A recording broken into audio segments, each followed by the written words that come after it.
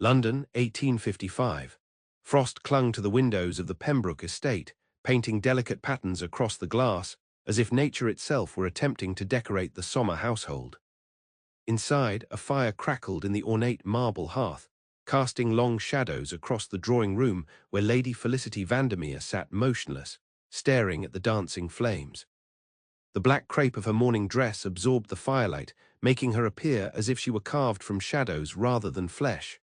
"My lady," her lady's maid, Martha, spoke softly from the doorway. "Lord Harrington's carriage has been spotted on the drive." Felicity did not turn. "Send him away. I am not receiving visitors today." "But my lady, this is the 5th caller this week you've refused." "People will talk." "People already talk, Martha," Felicity replied, her voice as cool as the winter air beyond the glass. "What is one more whisper among the chorus of gossip that follows me like a shadow?" 3 years a widow at the age of 29, Felicity had perfected the art of refusal. The invitations piled upon the silver tray in the entrance hall, each sealed with wax and hopeful intentions, remained unanswered. The callers who arrived with practiced smiles and rehearsed condolences were turned away with polite but firm excuses. The dance cards sent by eager mothers on behalf of their sons were returned blank. Society had labeled her the Marble Widow, beautiful but cold, untouchable as stone. They did not understand that her heart had not merely been broken by her husband's death, it had been shattered years before by the cruel truths she had discovered in her marriage. Martha sighed, recognizing the futility of further argument. "Very well, my lady. Shall I bring tea?" "No, thank you. I have letters to write." The lie came easily. There was no one left to whom she wished to write. After Martha departed, Felicity rose and crossed to the window, her reflection ghostly against the darkening sky beyond. She traced a finger along the frost patterns, feeling the cold seep through the glass into her skin. The chill was a familiar comfort, reinforcing the walls she had built around herself. Love is a beautiful illusion, her late husband, Lord Richard Vandermere, had told her on their wedding night, his handsome face twisted with mockery as he revealed the truth of their arrangement. "One I've never believed in. Our marriage is merely a business transaction, your family's name for my fortune, nothing more." Those words had etched themselves into her heart, becoming the foundation of her understanding of the world. In the years that followed, as Richard's gambling debts mounted and his cruelty intensified, Felicity learned to retreat within herself, to find strength in solitude rather than companionship. His death in a carriage accident 3 years ago had not brought the liberation society assumed. Instead, it had confirmed what she already knew. Love was a dangerous fantasy, marriage a prison gilded with promises never meant to be kept. Better to remain alone than to surrender oneself to such vulnerability again. The following morning, Felicity's breakfast was interrupted by her younger sister, Charlotte, who burst into the morning room with all the subtlety of spring wind. "Felicity, why did you refuse Lord Harrington yesterday? He is considered one of the most eligible gentlemen in London." Charlotte's cheeks were flushed with indignation as she helped herself to a slice of toast from Felicity's plate. "Good morning to you as well, Charlotte," Felicity replied dryly. "I was unaware I needed to account for my visitors to my younger sister." Charlotte sighed dramatically, sinking into the chair opposite. At 22, she possessed all the romantic notions Felicity had discarded. "It has been 3 years, Felicity.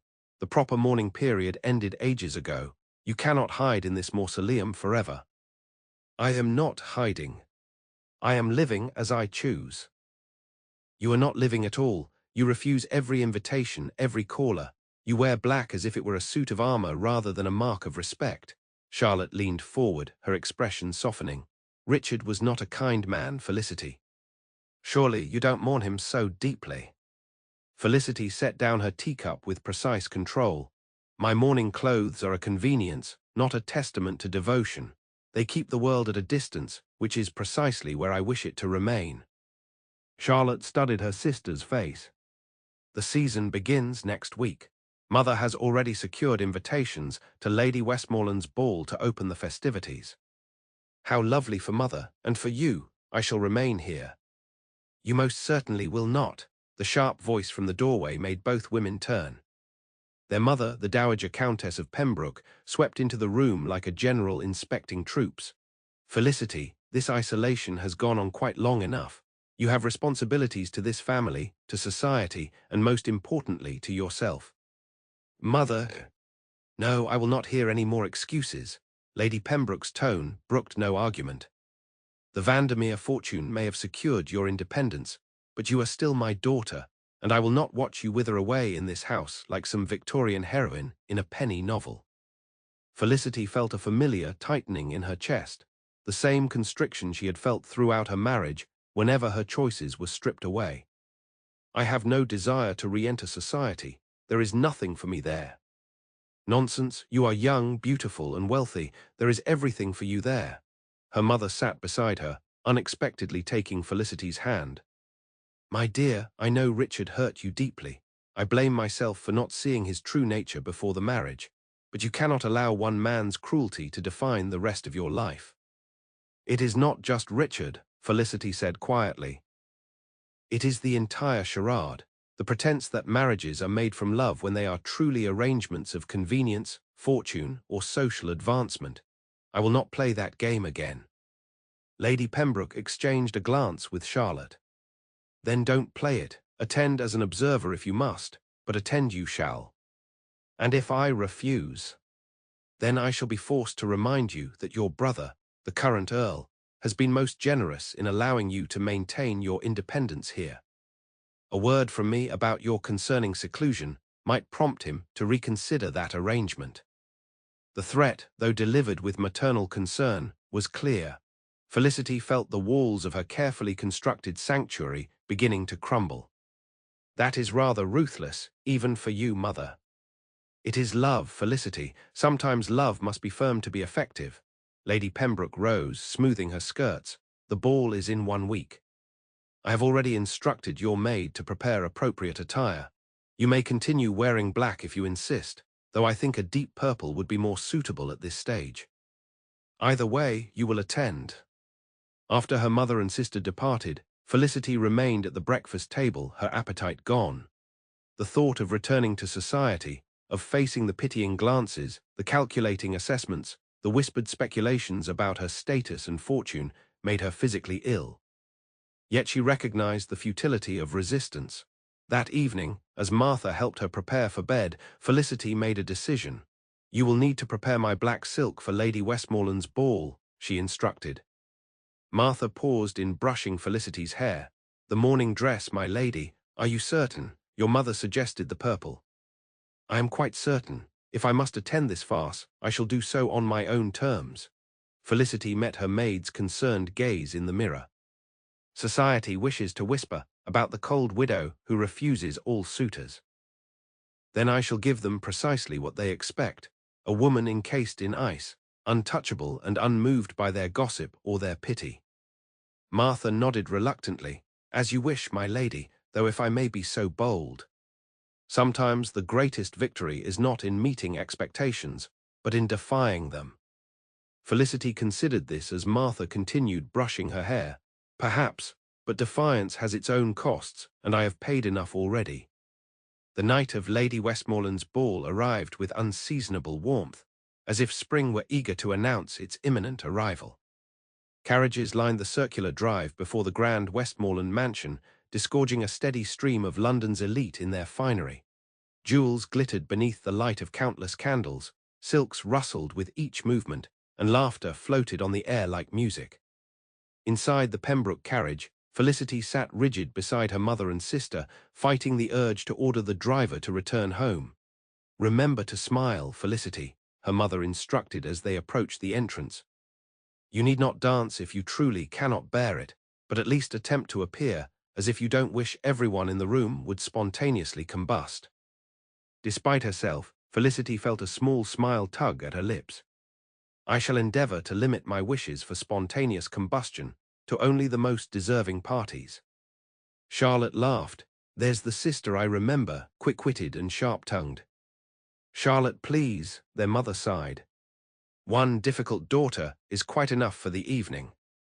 As they entered the grand ballroom, Felicity felt the weight of dozens of eyes turning in their direction. Her black silk gown stood out starkly against the pastel colors and rich jewel tones surrounding her. Though no longer in full mourning, the choice was deliberate, a statement and a barrier. Lady Pembroke, and the lovely Miss Pembroke, and Lady Vandermere, Lady Westmoreland greeted them with practiced enthusiasm. "How delightful to see you among us again, Lady Vandermere.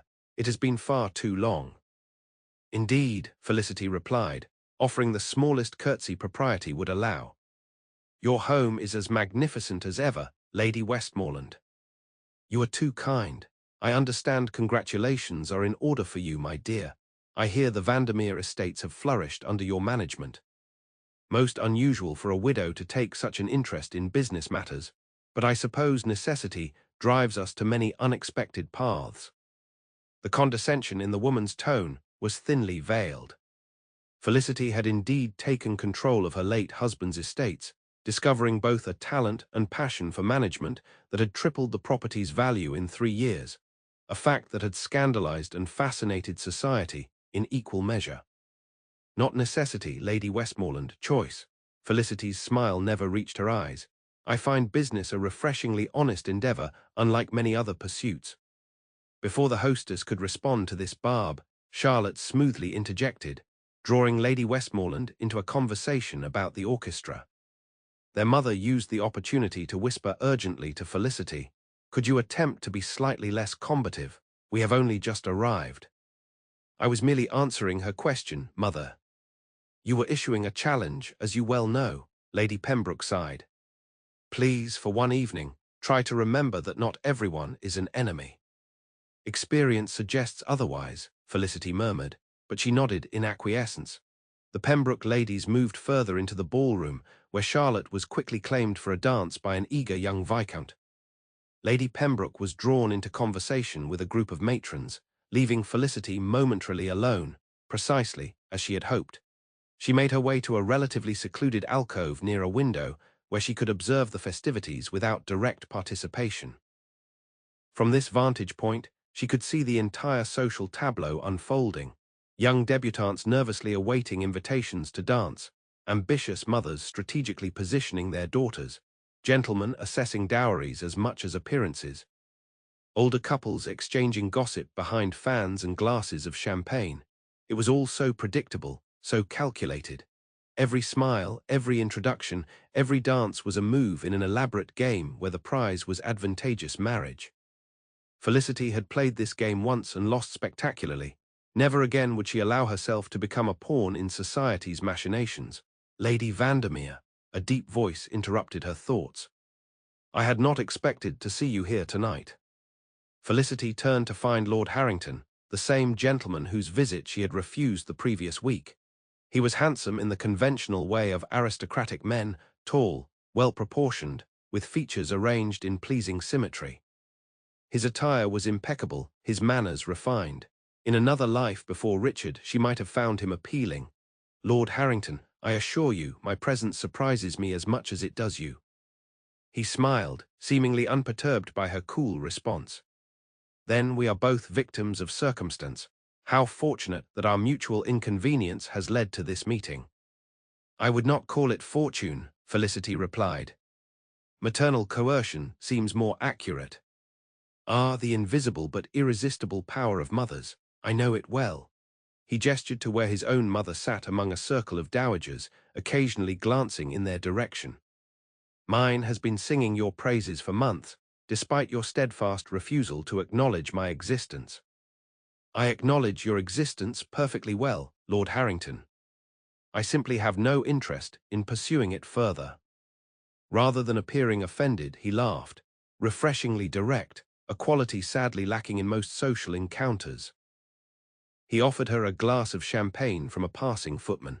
"Perhaps you might acknowledge my existence for one dance. I promise to return you to your fortress of solitude immediately after." Felicity accepted the champagne, but shook her head. "I do not dance, my lord. Ever or merely tonight.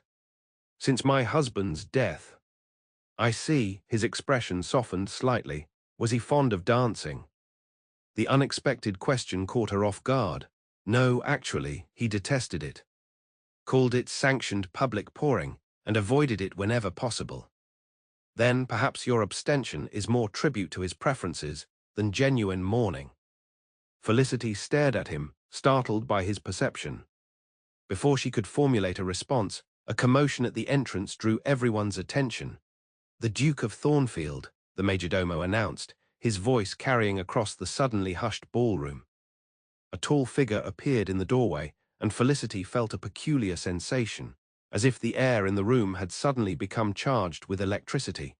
The Duke of Thornfield, Percy Fairchild, was not a regular fixture in London society. His rare appearances at social functions were noteworthy events, generating intense speculation and interest. "Well," Lord Harrington murmured beside her, "the evening has certainly become more interesting. Thornfield hasn't attended a society function in nearly 2 years." Felicity watched as the Duke made his way across the room, stopping to greet Lady Westmoreland with a formal bow. There was something striking about him that went beyond his title or his wealth. Unlike the other gentlemen preening in their finery, he carried himself with a quiet confidence that required no external validation. His dark evening clothes were elegantly tailored but understated, his only concession to ornamentation a single diamond pin in his cravat. "Do you know him?" she asked, surprising herself with the question. "We were at Cambridge together, though he was several years ahead. Brilliant mind, particularly in matters of science and engineering. He's turned the Thornfield estates into models of modern agricultural innovation. They say he's tripled his already considerable fortune through various industrial investments." "How enterprising," Felicity remarked, attempting to sound disinterested despite her curiosity. "And yet he avoids society." "Since his return from abroad 3 years ago, yes. There are rumors, of course, aren't there always, but no one knows the truth of it." Lord Harrington glanced at her with amusement. "I'm surprised you've taken an interest. I was beginning to think no one could penetrate your carefully cultivated indifference." "Observation is not interest, Lord Harrington. Merely a habit developed during years of standing at the edges of rooms, much like this one." As if sensing their conversation, the Duke turned, his gaze sweeping across the room until it met Felicity's. For a moment, so brief she might have imagined it, something like recognition flashed in his eyes, though she was certain they had never been introduced. Then Lady Westmoreland reclaimed his attention, and the connection was broken. "Well," Lord Harrington said, watching the exchange with interest, "it seems the infamous widow and the reclusive Duke have noticed one another. How deliciously dramatic. I shall have to inform my mother that her hopes for my future have been dashed by a more titled rival."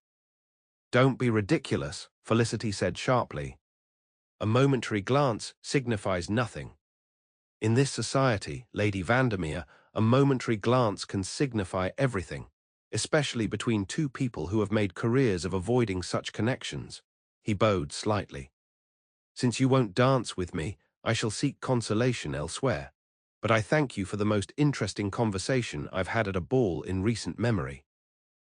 As Lord Harrington departed, Felicity found her gaze drawn once more to the Duke. He was now engaged in conversation with several gentlemen, his expression serious.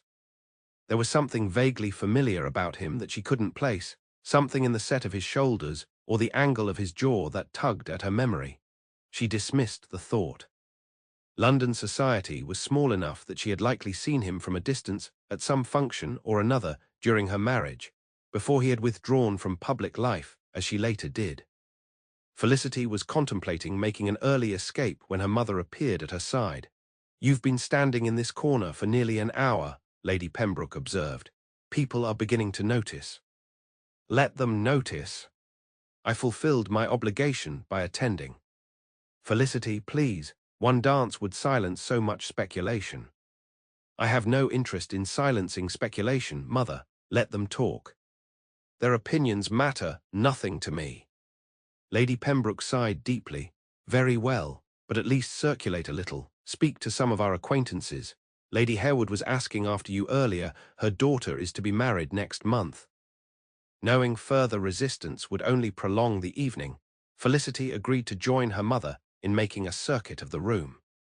As they moved from group to group, exchanging pleasantries and accepting condolences that were 3 years too late to be sincere, Felicity maintained her composure by retreating behind a mask of polite disinterest. It was during one such conversation, with Lady Harewood expounding on her daughter's trousseau, that Felicity became aware of a presence at her side. Before she could turn, Lady Harewood's eyes widened, and she dropped into a deep curtsy. "Your Grace, what an unexpected honor." Felicity turned to find the Duke of Thornfield standing beside her, his expression inscrutable. "Lady Harewood," he acknowledged with a slight bow before turning to Felicity. "Lady Vandermere, I believe." "Yes," she replied, surprised he knew her name. "Forgive my intrusion, but I wonder if I might claim the next dance." His voice was deep and measured, with a slight northern accent that his years at Cambridge had not entirely erased. Lady Pembroke made a small, startled noise beside her, quickly masked by a cough. Lady Harewood looked as if she might faint from the excitement of witnessing such an unexpected social development. Felicity felt trapped by the sudden attention. Refusing Lord Harrington had been simple. He was merely one of many hopeful suitors she had dismissed over the years. But refusing the Duke of Thornfield, a man who, by all accounts, was as selective in his social interactions as she was, would create precisely the kind of sensation she had hoped to avoid. "I'm afraid I do not dance, Your Grace," she said finally, the words sounding hollow even to her own ears. Something like amusement flickered in his dark eyes. "Nor do I as a rule. Perhaps we might make an exception together." Before she could formulate another refusal, her mother intervened. "My daughter would be delighted, Your Grace." Lady Pembroke shot Felicity a warning glance. "Wouldn't you, Felicity?" Trapped between social obligation and her own principles, Felicity made a swift calculation. One dance, and then she could reasonably plead fatigue and depart. "Very well," she conceded, placing her hand on the arm the Duke offered.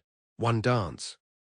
As he led her toward the dance floor, Felicity was acutely aware of the ripple of whispers following them. The mysterious widow and the reclusive Duke, it was the kind of gossip that would fuel drawing-room conversations for weeks. "You've caused quite a stir, Your Grace," she observed as they took their positions for the waltz. "I believe we have caused it together, Lady Vandermere." His hand at her waist was light but sure as the music began. "Though I suspect neither of us particularly cares for such attention." "What makes you say that?" His smile was slight but genuine. "You've spent the evening in deliberate isolation, wearing a gown designed to discourage approach. I meanwhile have attended exactly 3 social functions in the past 2 years. We are not, I think, people who court society's notice."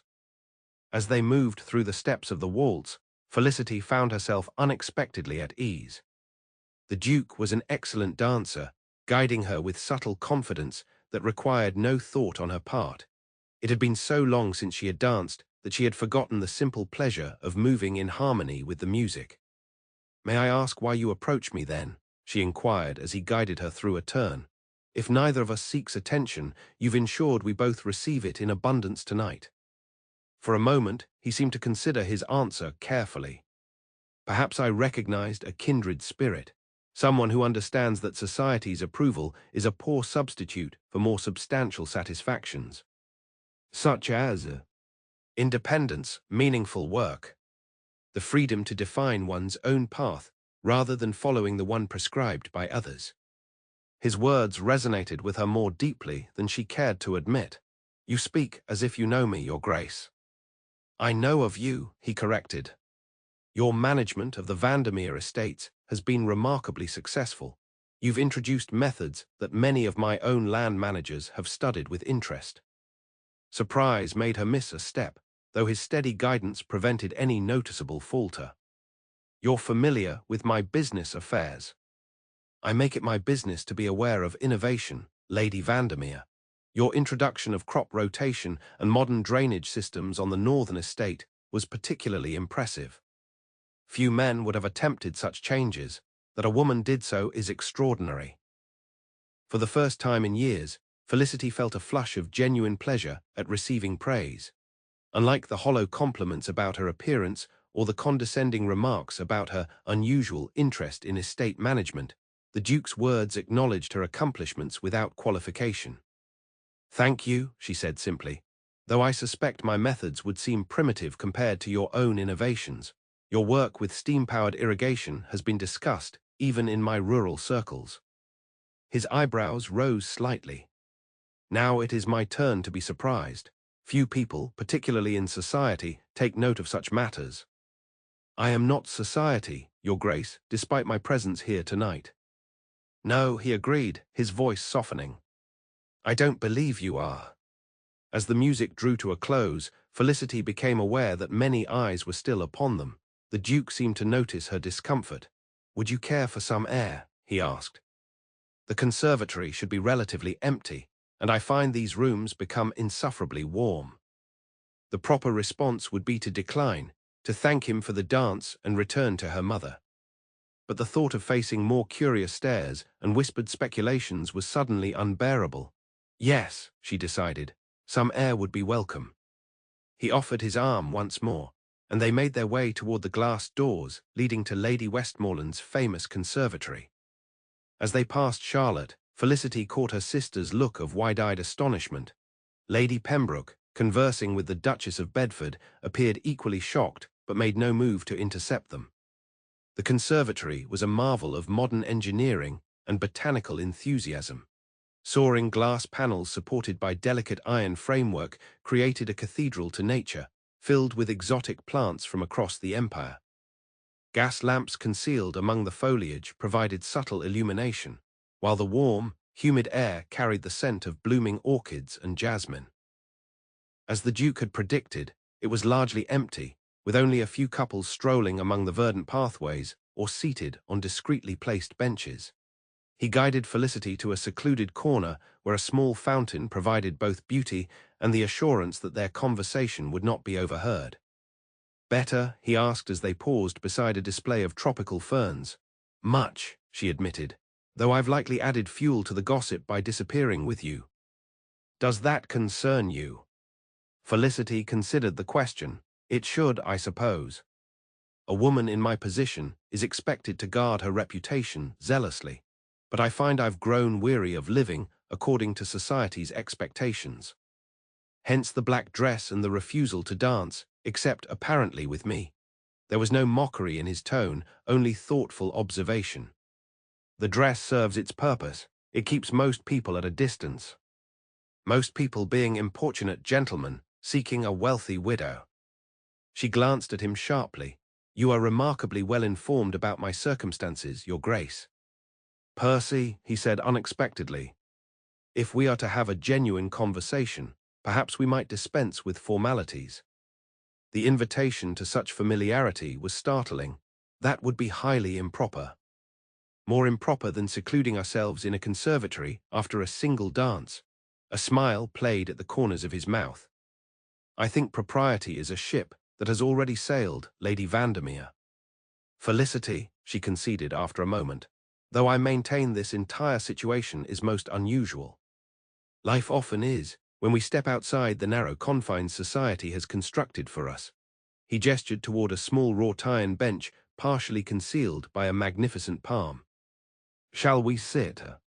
Once settled, with the gentle splash of the fountain providing a soothing backdrop, Felicity found herself studying the Duke, Percy, more carefully.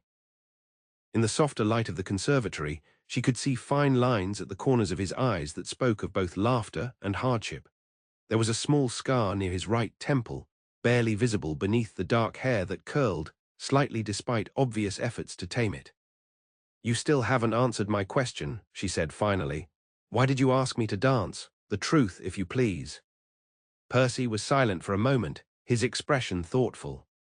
Do you remember the Northern Manufacturing Exhibition in Manchester 3 years ago? The question seemed so unrelated to their discussion that Felicity frowned in confusion. Yes, I attended with my land steward shortly after my husband's death. It was my first independent business decision to seek modern methods to salvage the failing estates. I was there as well, presenting some of my innovations in agricultural machinery. He turned slightly to face her more directly. There was a lecture on soil chemistry that was sparsely attended. Most of the exhibition visitors preferred the more dramatic demonstrations of steam engines and mechanical harvesters. Felicity felt a strange, prickling sensation at the base of her spine. I attended that lecture. Yes, he confirmed. You sat in the front row, taking copious notes while the presenter discussed nitrogen fixation and mineral balances. Afterward, you asked several questions that demonstrated a remarkable grasp of the principles for someone who, by your own admission to the lecturer, had only recently begun studying the science. The memory returned with sudden clarity. The stuffy lecture hall, the elderly professor with his diagrams and soil samples, the handful of serious-minded farmers and scientists in attendance.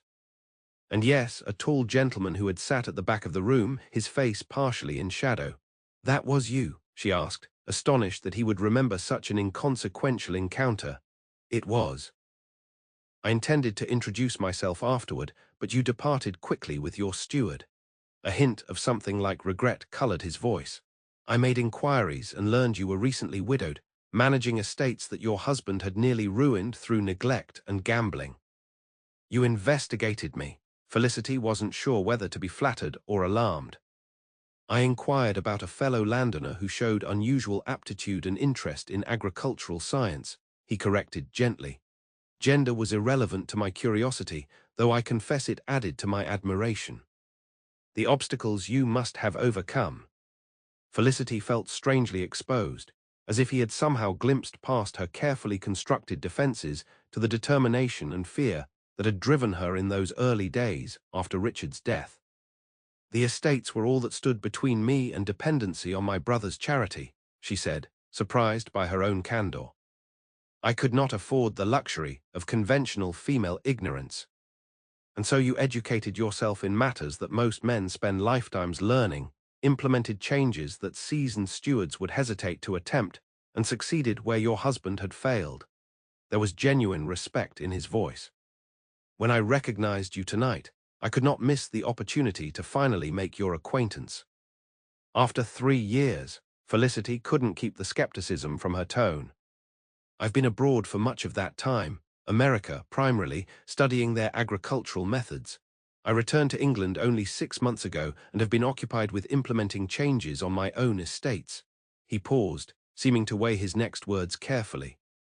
"And if I'm being entirely honest, I wasn't certain you would welcome such an approach. Your reputation for refusing all social interactions is rather formidable." Despite herself, Felicity felt a smile tugging at her lips. "Nearly as formidable as your own, I understand. Then we are well matched in our antisocial tendencies." His eyes met hers, warm with unexpected humor, "though I confess mine stem more from impatience with social niceties than from any particular aversion to company. Whereas I find most company tedious, and most social niceties designed specifically to prevent any meaningful exchange of ideas."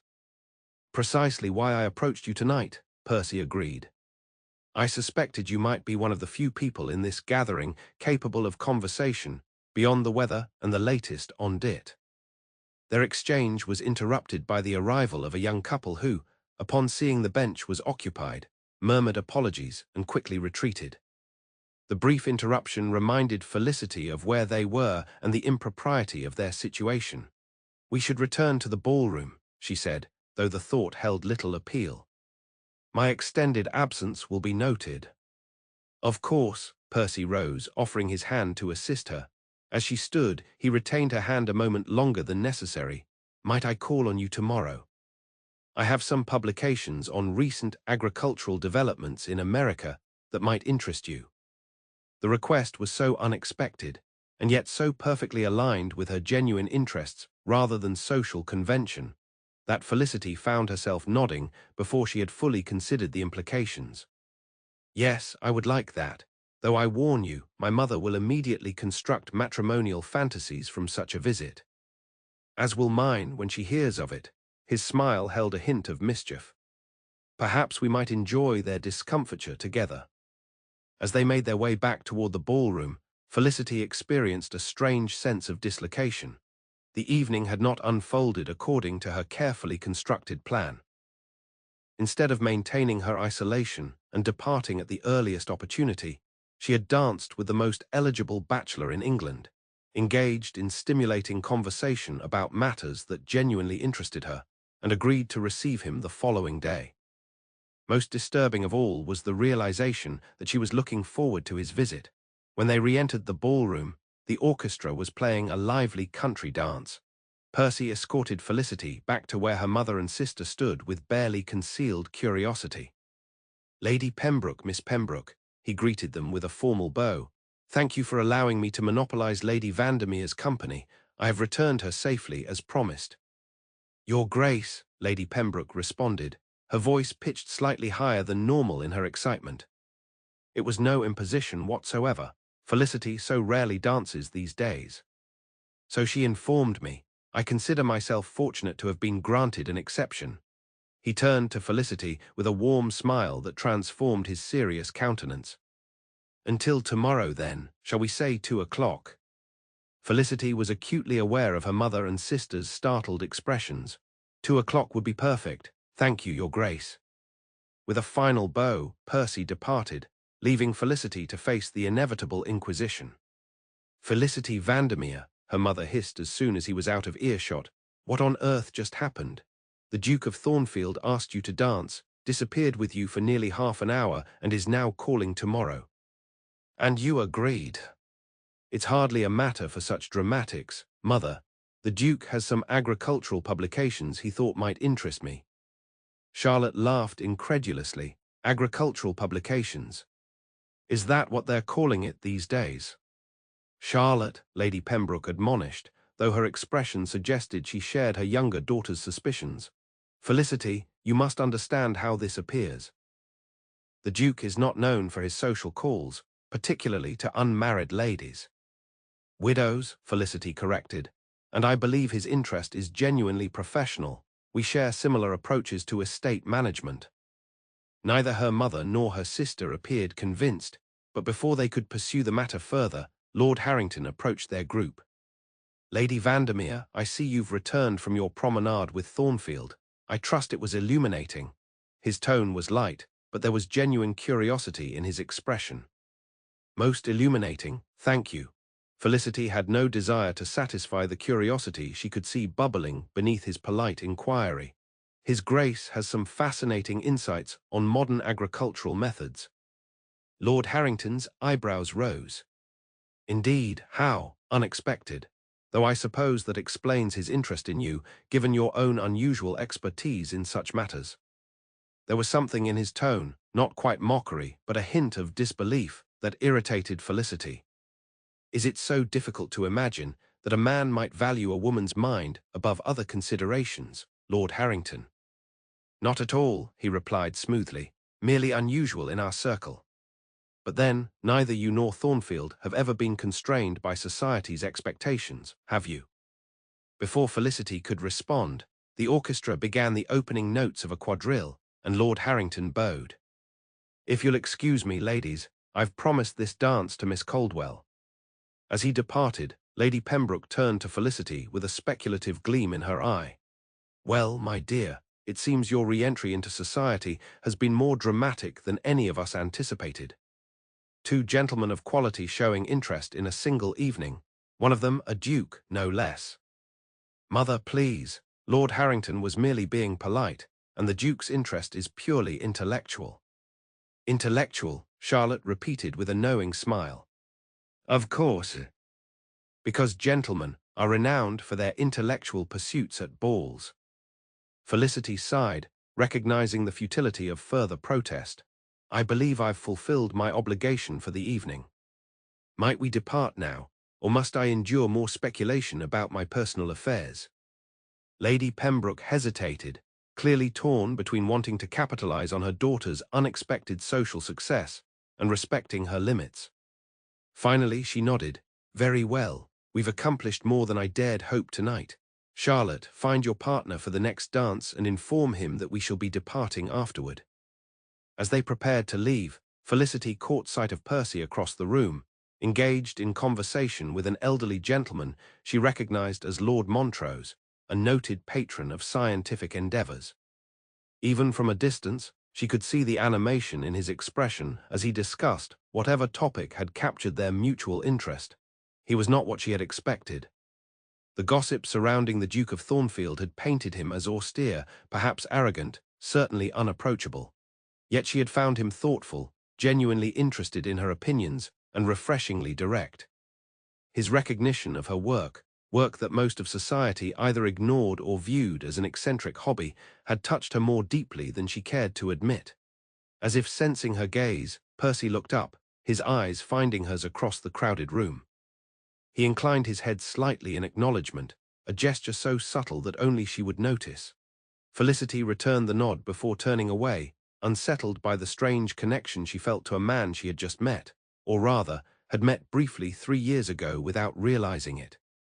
That night, as Martha helped her prepare for bed, Felicity found herself uncharacteristically restless. "Did you enjoy the ball, my lady?" Martha asked, as she brushed out Felicity's long hair. "It was tolerable," Felicity replied, though the word seemed inadequate to describe the unexpected turn the evening had taken. "Mrs. Jenkins says there's talk below stairs that the Duke of Thornfield paid you particular attention." Martha's tone was carefully neutral, though her eyes in the mirror were curious. Felicity sighed. "News travels quickly, it seems. It's not every day a duke singles out a lady for the only dance he takes all evening." Martha set down the brush. "If you don't mind my saying so, my lady, it's good to see you engaging with society again. You've been alone too long." "I'm not alone, Martha. I have you and Mrs. Barnes and Mr. Simmons and all the staff." "That's not the same, my lady, and you know it." Martha's voice softened. "Lord Vandermere has been gone 3 years. You're still young, not yet 30. It's natural to seek companionship." "I'm not seeking anything," Felicity protested, though even to her own ears the words lacked conviction. "The Duke merely shares my interest in agricultural improvements." Martha's expression remained diplomatically neutral as she turned down the bed. "Of course, my lady. Will there be anything else this evening?" "No, thank you. Good night, Martha." After her maid had gone, Felicity sat at her dressing table, studying her reflection in the mirror. The woman who looked back at her seemed different somehow, less rigid, perhaps, than the carefully composed figure who had departed for the ball earlier that evening. For 3 years, she had defined herself by negation. Not a wife, not a participant in society, not a woman seeking male approval or protection.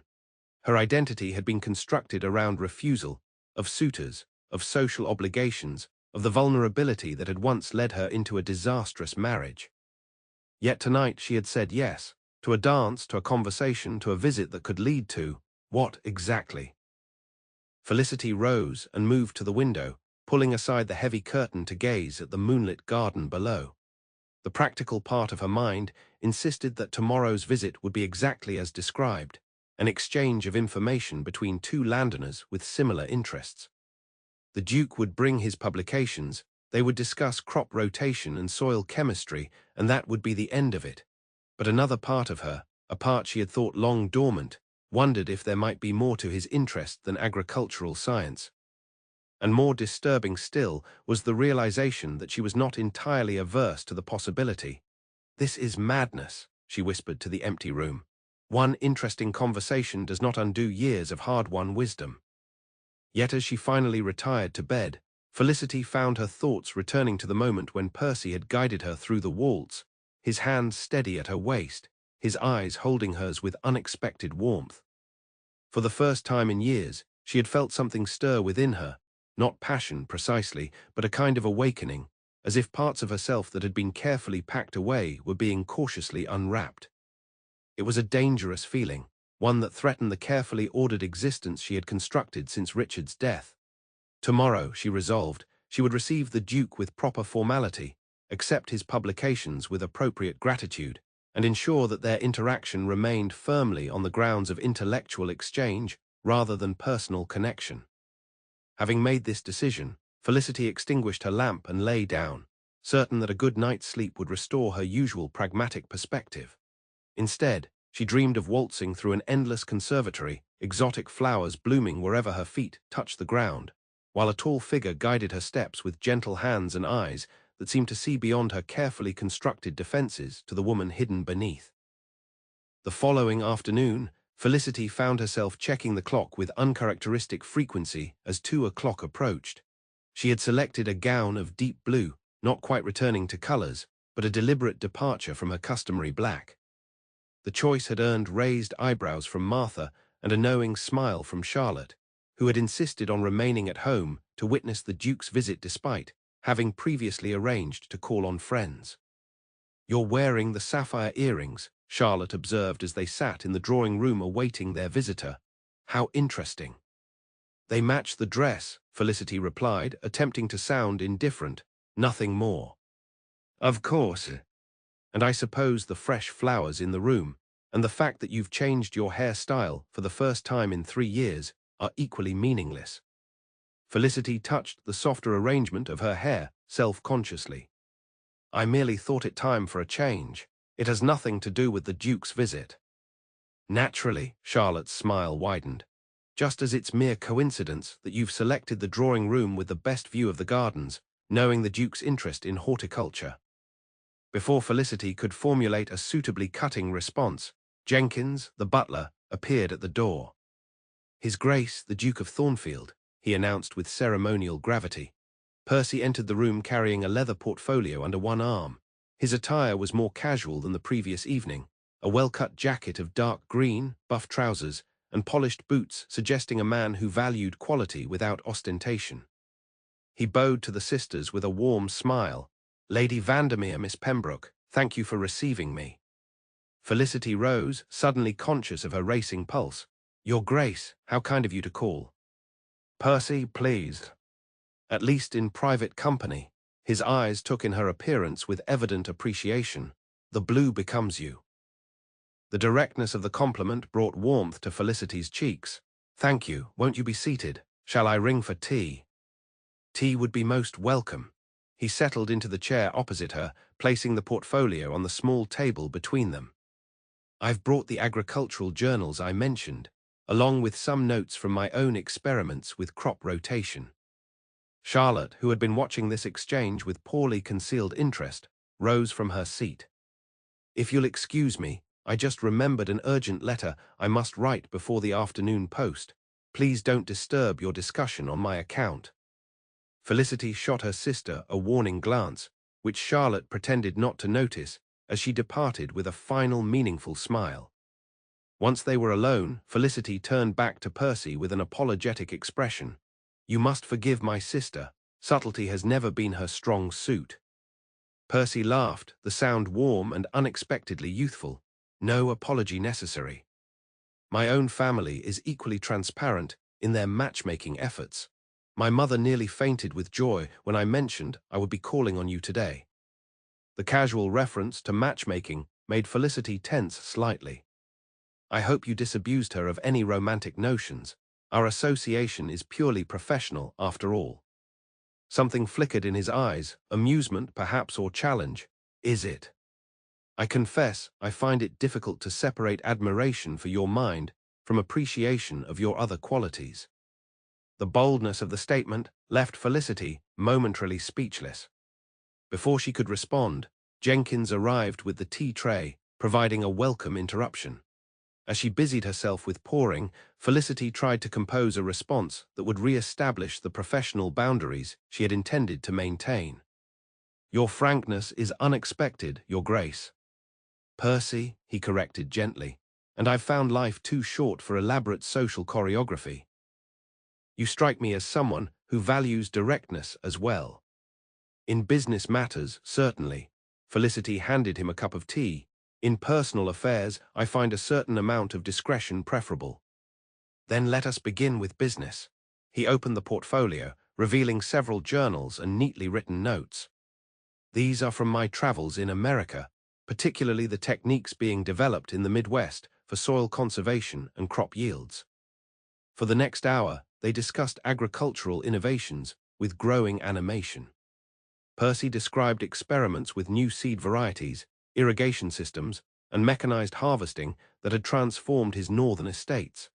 Felicity shared her own successes with modernizing the Vandermere properties, as well as the challenges she had faced implementing changes against the resistance of tenants accustomed to traditional methods.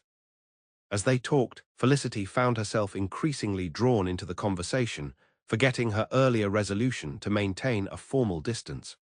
Percy's knowledge was impressive, but more striking was his genuine interest in her opinions and experiences. Unlike many men she had encountered, he neither patronized her understanding nor expressed surprise at her expertise. The difficulty, she explained as they examined a diagram of crop rotation patterns, was convincing the tenant farmers that short-term disruption would lead to long-term gains. They've farmed the same way for generations. Why trust a woman's newfangled ideas? Percy nodded thoughtfully. I faced similar resistance, though without the added complication of gender prejudice. How did you overcome it? I started small, selected one field on each farm for experiments, and guaranteed compensation if the yields decreased. When the results proved successful, word spread. Felicity smiled at the memory. By the second year, farmers were approaching me to volunteer their fields for new methods. Brilliant, Percy said with genuine admiration. You demonstrated rather than dictated. I fear I was less diplomatic, simply informed my tenants of the changes and expected compliance. And the results? Mixed, he admitted ruefully. Some complied grudgingly and were converted by success. Others resisted passively, ensuring the new methods failed through deliberate misapplication. Felicity laughed. Never underestimate the stubbornness of a farmer who believes his grandfather's methods are divinely ordained. A lesson I've learned at considerable cost. Percy's smile faded into a more serious expression. You know, few women, few people of any gender would have had the courage to take on such challenges after the circumstances of your husband's death. The estates were nearly bankrupt, as I understand it. The shift toward personal matters made Felicity immediately wary. You seem remarkably well informed about my affairs. As I mentioned yesterday, I made inquiries after our brief encounter in Manchester. He leaned forward slightly.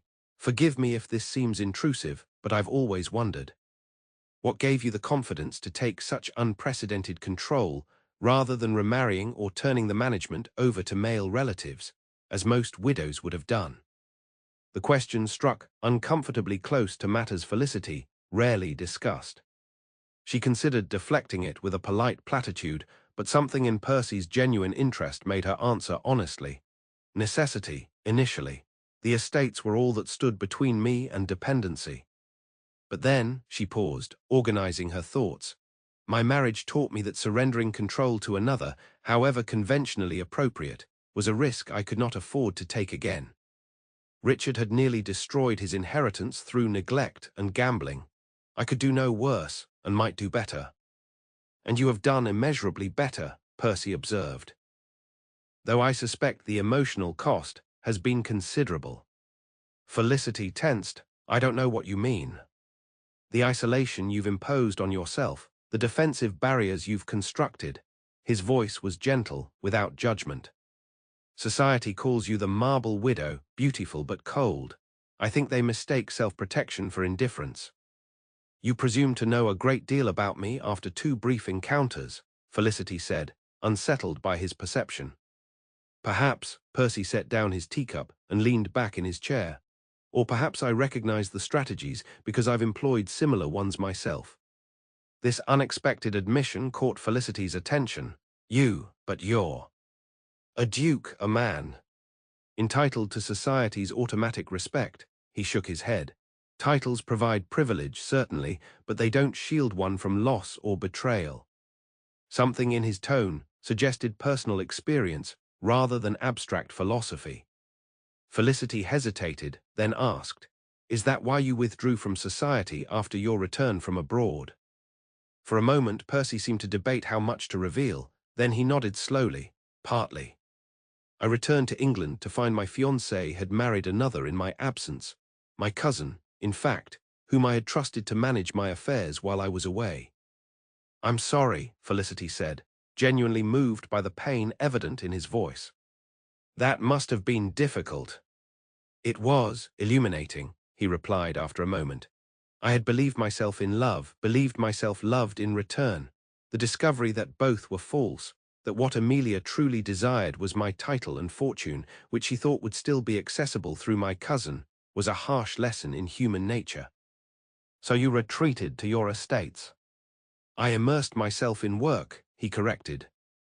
found purpose in improving the land, creating sustainable systems, providing better conditions for my tenants and employees, and discovered, somewhat to my surprise, that this work brought more satisfaction than society's diversions ever had. Felicity nodded, recognizing the pattern from her own experience. The land doesn't lie or manipulate.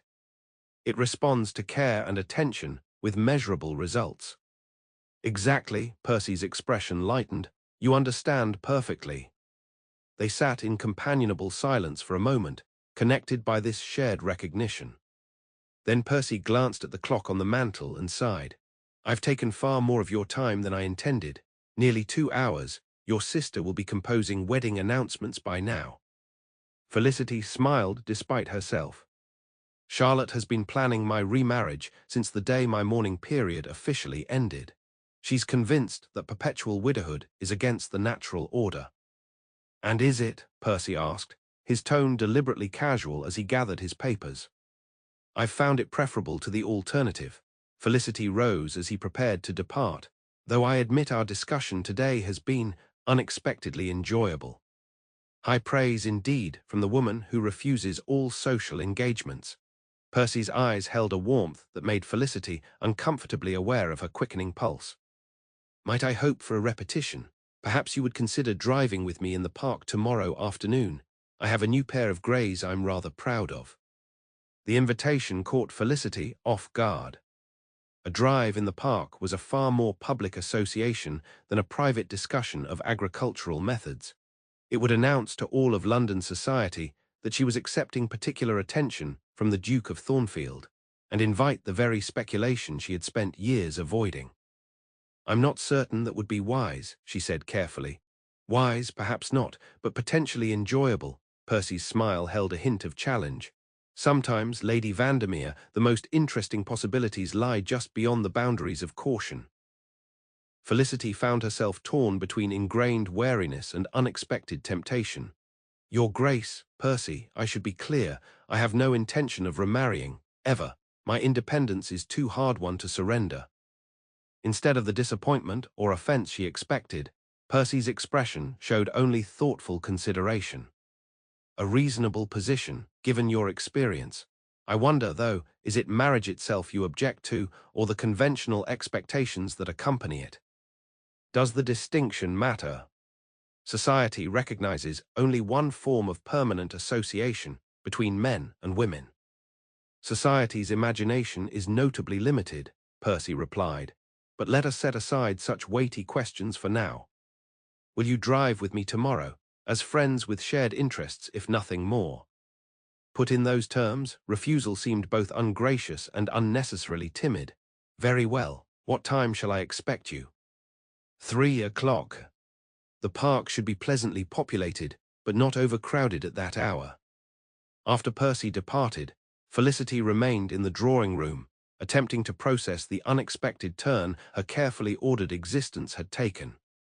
In the span of 24 hours, she had danced at a ball, engaged in stimulating conversation with a man who appeared to value her mind, and agreed to a public outing that would inevitably spark speculation about her romantic future. Charlotte found her there, staring thoughtfully at the journals Percy had left for her perusal. Well, her sister demanded eagerly, was it truly all discussion of crop rotation and soil chemistry, or did the Duke reveal more personal interests as well? Felicity considered maintaining the fiction that the visit had been purely professional, but found herself unwilling to dissemble. Both, I suppose. We did discuss agriculture at length, but also other matters. Charlotte clapped her hands in delight. I knew it. No gentleman calls on a lady for 2 hours merely to discuss farming techniques. What other matters? Did he compliment your appearance? Did he request another meeting? He did comment on my dress, Felicity admitted reluctantly. And yes, he's taking me driving in the park tomorrow afternoon. Charlotte's eyes widened. Driving in the park, Felicity, that's practically a public declaration of interest. Everyone will see you together. We're merely friends with common interests, Felicity protested, though the words sounded hollow even to her own ears. Of course you are, Charlotte's voice dripped with affectionate skepticism. Friends who gaze at each other across ballrooms, share intimate conversations in conservatories, and now plan to parade before all of society together. Perfectly ordinary friendship. Charlotte, please, the Duke Percy has been forthright about his admiration for my work with the estates. That's all. Percy, is it? My, how quickly we progress from your grace to Christian names. Charlotte perched on the arm of a nearby chair, her expression growing more serious. Felicity, why are you fighting this so determinedly? He's clearly interested in you, and despite your protests, I think you return that interest. Felicity sighed, recognizing the futility of continued denial. It's not that simple, Charlotte. I've built my life around independence, financial, emotional, social. Entertaining romantic notions about a man, any man, threatens everything I've worked to establish. Does it? Charlotte challenged gently. Or is that what you've told yourself to avoid the risk of being hurt again? The question struck uncomfortably close to truth Felicity rarely acknowledged, even to herself. Richard's betrayal, not just his gambling and financial irresponsibility, but his casual cruelty and emotional manipulation, had left scars deeper than she cared to admit. Risk seems a mild term for what's at stake, she said finally. You didn't know Richard as I did. You saw the charming suitor, the attentive fiancé. You didn't see the man who emerged after the wedding, the one who viewed me as property, who laughed at my distress when I discovered his gambling debts, who made it clear that my only value lay in the fortune I had brought to the marriage. Charlotte's expression softened with sympathy. Not all men are Richard, Felicity. The Duke seems genuinely to value your mind, your accomplishments. Would it be so terrible to allow yourself to explore the possibility that he might be different? Even if he is, Felicity countered, marriage means surrendering legal control of everything I've built. My estates, my investments, my very identity would become his property. I cannot, will not, place myself in such a vulnerable position again, no matter how worthy the man might seem. Charlotte was silent for a moment, considering this argument. What if there were a way to protect yourself legally? I've heard that some progressive couples are creating marriage settlements that safeguard a wife's property. Such arrangements are rare and often challenged in court, Felicity replied, though the possibility had occurred to her as well. And they don't address the fundamental imbalance of power that marriage creates. Perhaps, Charlotte conceded, but isn't it worth at least considering that happiness might be possible without sacrificing everything you value? The Duke struck me as a man who respects strength and independence, not one who seeks to diminish it. Felicity couldn't deny that Percy had shown no signs of the possessiveness or condescension that had characterized Richard's treatment of her. If anything, he seemed to admire precisely the qualities that most men found threatening in a woman: her intelligence, her capability, her determination. I've agreed to drive with him tomorrow, she said finally. Beyond that, I make no promises, even to myself.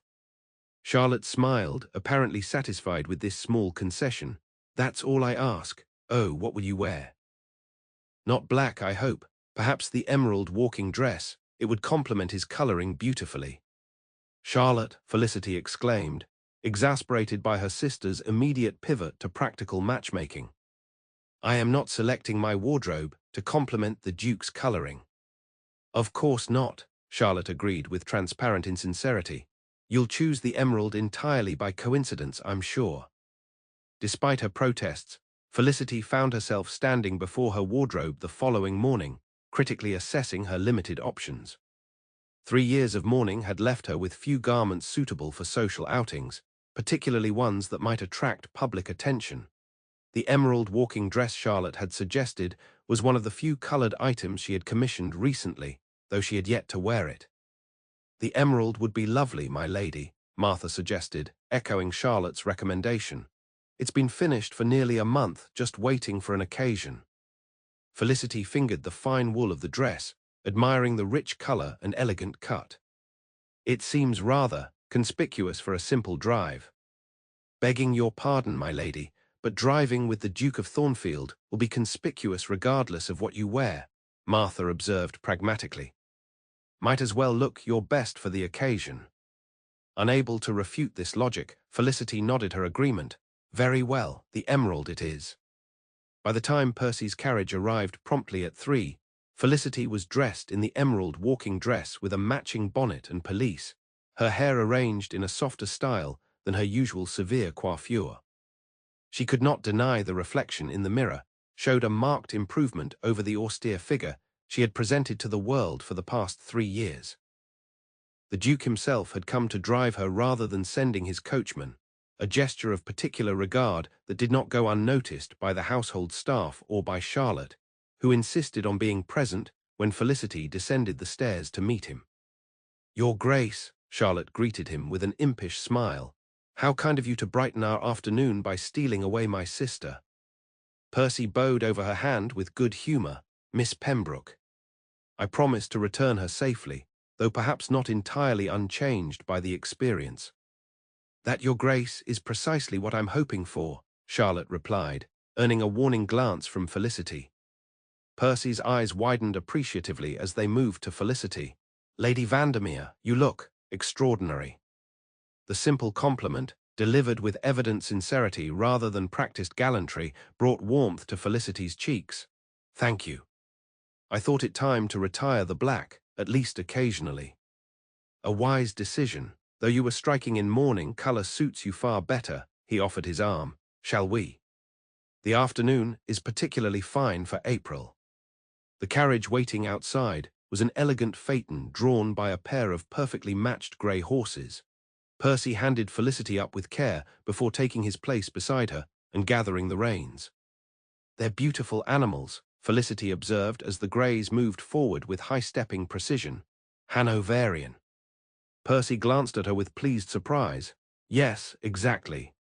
Most ladies wouldn't recognize the braid." "Most ladies don't spend as much time inspecting agricultural fairs as I do," Felicity replied. "These must have cost a small fortune." "A worthwhile investment. They're not merely for show, they have exceptional stamina and intelligence." He guided the team skillfully around a corner. "Do you ride, Lady Vandermere?" "Felicity," she corrected, feeling it only fair after insisting on using his given name. "And yes, though not as often as I'd like. Estate management leaves limited time for pleasure riding." "Felicity," he repeated, the name sounding different somehow in his deep voice. "Perhaps we might ride together sometime. I have several gentle mares that would suit you, and the grounds at Thornfield Park are extensive." The invitation to visit his country estate represented another significant step beyond casual acquaintance. Felicity chose her response carefully. "That would be lovely, though I should warn you I prefer a spirited mount to a gentle one. Years of inspecting tenant farms have made me a more capable horsewoman than most ladies of my acquaintance." Percy laughed. "I should have guessed. Very well, I'll reserve Jupiter for you. He's my second favorite hunter, with enough spirit to challenge you without being dangerous." As they approached Hyde Park, Felicity became increasingly aware of the curious glances directed their way. The Duke of Thornfield was a familiar figure in London, but rarely seen in such public social settings, and never before in the company of a lady during his afternoon drive. That the lady in question was the notorious Marble Widow only increased the sensation they created. "We're causing quite a stir," Felicity observed as they entered the park and joined the procession of carriages along the fashionable drive. "Does that concern you?" Percy asked, skillfully maneuvering the phaeton between a stately barouche and a high-perch phaeton. "I've never sought attention," Felicity admitted, "but I find I'm not as disturbed by it as I might have expected." "Excellent. Because I believe we're about to be subjected to our first direct scrutiny." Percy nodded toward an approaching landau, where Lady Westmoreland sat with several companions, all watching their approach with poorly concealed interest. As they drew alongside the landau, Lady Westmoreland raised her hand in greeting. "Your Grace, Lady Vandermere, what a delightful surprise to see you both enjoying the fine weather." "Lady Westmoreland," Percy acknowledged with a polite nod. "Indeed, the afternoon was too pleasant to waste indoors." "And how fortunate that you found such charming company for your drive," Lady Westmoreland continued, her eyes moving speculatively between them. "Lady Vandermere, I believe this is the first time you've graced the park since your bereavement. How lovely to see you emerging from seclusion at last. The subtle emphasis on "at last" carried a hint of criticism that Felicity chose to ignore. Thank you, Lady Westmoreland. Your ball was such a pleasant reintroduction to society that I found myself tempted to continue the experiment. Percy's lips twitched with suppressed amusement at this diplomatic response. If you'll excuse us, ladies, we should continue our circuit before the Greys grow restless. As they moved on, Felicity sighed. That exchange will be recounted in every drawing room in Mayfair by dinner time. Undoubtedly, Percy agreed. Does that distress you? Felicity considered the question seriously. A week ago it would have. Now, I find I care less than expected about Lady Westmoreland's opinion or anyone else's. Perhaps I've spent too long allowing fear of gossip to dictate my choices. A promising development, Percy observed, his voice warm with approval. Though I confess I'm selfishly pleased that I might have played some small role in this philosophical shift.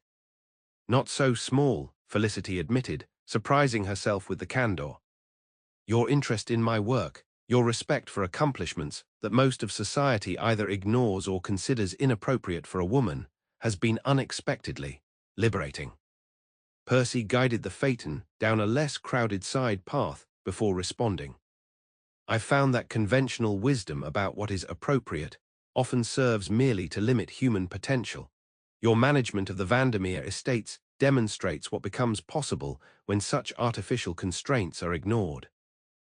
They continued their drive, exchanging observations about the other park-goers and discussing plans for their respective estates as the spring planting season approached. Felicity found herself relaxing into the conversation, enjoying both the intellectual exchange and Percy's dry observations about the social pageant surrounding them.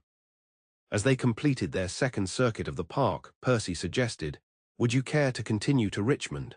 The gardens there are beginning to show the first signs of spring, and we could take tea at the Star and Garter." The suggestion would extend their outing well beyond the conventional length for a social drive, moving firmly into the territory of a private excursion. Propriety dictated that Felicity should decline, yet she found herself reluctant to end the afternoon so soon. "I should return home," she said finally, regretfully. "My mother is expected for dinner, and she would be most distressed to find me absent." Of course, Percy agreed, though she thought she detected similar regret in his voice. "Another time, perhaps." "I would like that," Felicity replied, the words emerging before she could consider their implications. As they drove back toward Pembroke House, Felicity was conscious of a strange sense of disappointment that their time together was drawing to a close. Something about Percy's company had awakened feelings she had believed long dormant, not merely romantic interest, but a deeper engagement with the world around her. For years, she had moved through life as if separated from it by a thin pane of glass, observing but never fully participating. Now, somehow, that barrier seemed to be dissolving. When they arrived at her home, Percy handed the reins to his groom and personally assisted Felicity down from the carriage. As her feet touched the pavement, his hands lingered at her waist a moment longer than strictly necessary. "Thank you for a most enjoyable afternoon," he said, his voice pitched low for her ears alone. "Might I call on you tomorrow? I've been thinking about your mention of the drainage issues on your western fields, and I believe I may have a solution worth considering." Felicity knew she should decline, should insist on a more proper interval between visits. Instead, she heard herself say, "Yes, I would like that. Perhaps around 11, we could review the estate maps together." 11 it is. Percy's smile warmed his serious features, creating creases at the corners of his eyes that Felicity found unexpectedly appealing. "Until tomorrow, then." As Felicity entered the house, she was met by Charlotte, who had clearly been watching from the window. "Well, how was it? You were gone much longer than a simple turn around the park." "We drove twice around," Felicity explained, removing her bonnet and gloves. "And yes, it was pleasant. The Duke is intelligent, thoughtful company." "And handsome," Charlotte added with a mischievous smile. "Don't forget handsome." "I hadn't noticed," Felicity lied, heading toward the stairs to change before dinner. "Of course not," Charlotte agreed, following close behind. Just as you haven't noticed that he's calling again tomorrow, making it 3 days in a row he's sought your company." Felicity paused on the stairs, turning to face her sister. "Has Jenkins been gossiping below stairs again?" "I may have overheard the end of your conversation," Charlotte admitted shamelessly. "Drainage solutions, how terribly romantic." "It isn't meant to be romantic," Felicity protested. "We have shared professional interests, nothing more." "Keep telling yourself that," Charlotte replied, unconvinced. "Meanwhile, all of London is already speculating about when the Duke will propose." "Don't be ridiculous. We barely know each other." "You've spent more time with him in 3 days than you've spent with any gentleman in the past 3 years combined," Charlotte pointed out. "And he's calling again tomorrow. Even you must admit that indicates particular interest." Felicity couldn't deny the logic of her sister's observation, but she was saved from having to respond by the arrival of their mother, who swept into the hall with the air of someone bearing significant news. "Felicity, Charlotte, I've just come from Lady Bedford's, and you'll never guess what everyone is discussing." She paused dramatically. "The Duke of Thornfield was seen driving Lady Vandermere in the park, in full view of all society." "Yes, mother," Felicity replied with forced patience. "I was there." Lady Pembroke blinked, momentarily thrown off her rehearsed recitation of the afternoon's gossip. "Well, of course you were. But you cannot imagine the sensation it has caused. Lady Bedford says her niece observed Lady Westmoreland's carriage stopping to speak with you, and that the Duke was most possessive in hurrying away from her scrutiny." "He was being polite, mother, not possessive." The Greys were growing restless. "Nonetheless, the impression has been created." Lady Pembroke followed her daughters up the stairs, her voice animated with excitement. 2 encounters at a ball, a private call the very next day, and now a public drive in the park, all within the space of 3 days.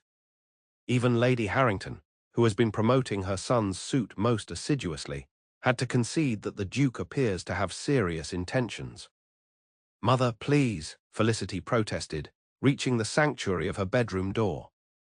"The Duke and I are friends with common interests in estate management, nothing more." "Estate management," Lady Pembroke scoffed. "My dear girl, no duke in the history of the peerage has ever pursued a lady because of her skill with crop rotation. He admires you, that much is clear to everyone except, apparently, you." Before Felicity could form a response to this blunt assessment, her mother continued.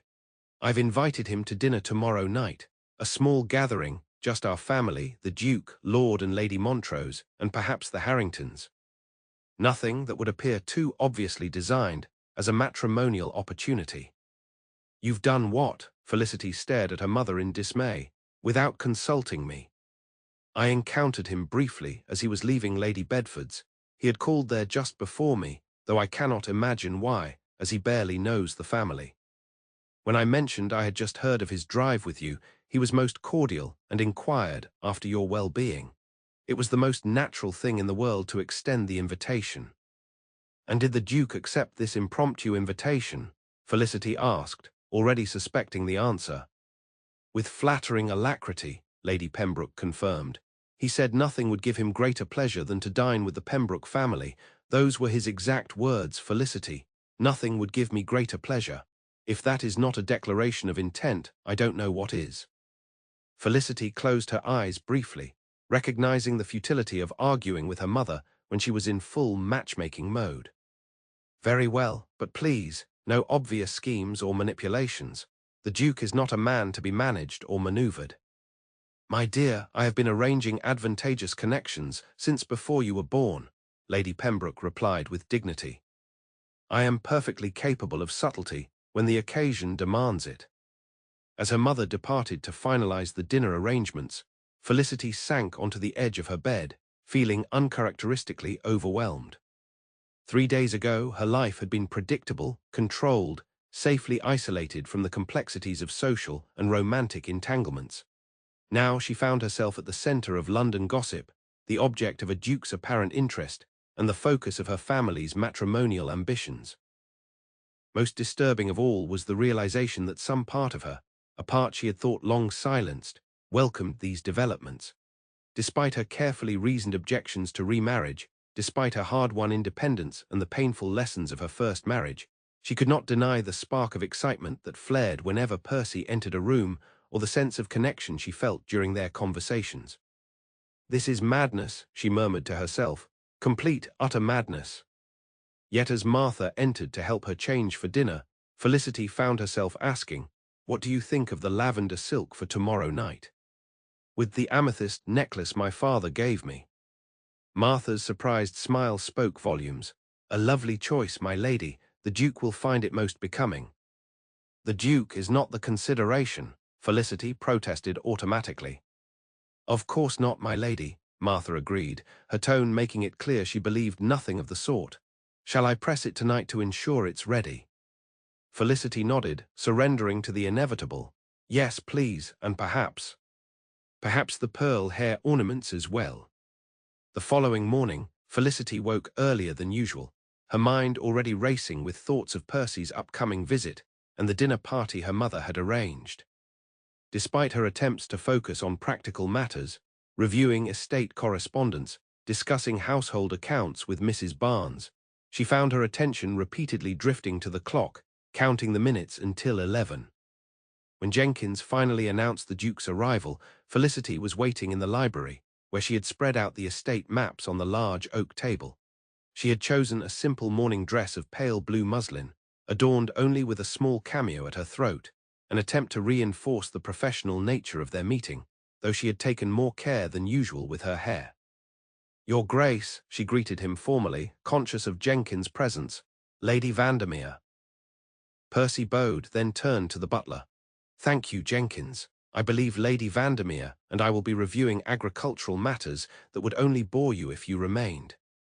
Once the butler had departed, closing the door behind him, Percy's formal demeanor relaxed into the warmer manner Felicity had come to anticipate.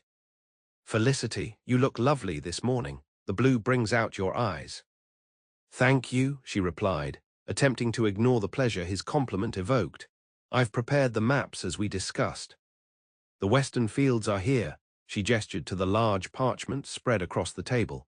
Percy moved to stand beside her, close enough that she could detect the subtle scent of his shaving soap mingled with something distinctly his own. "Ah, yes, I see the problem immediately. The natural flow is impeded by this rise here, causing water to pool in the lower section." For the next hour, they bent over the maps together, discussing drainage solutions, crop placements, and soil management techniques. Percy's suggestions were practical and innovative, drawing on his experiences in America as well as traditional English farming methods. Felicity found herself taking extensive notes, impressed by his knowledge and the clarity of his explanations.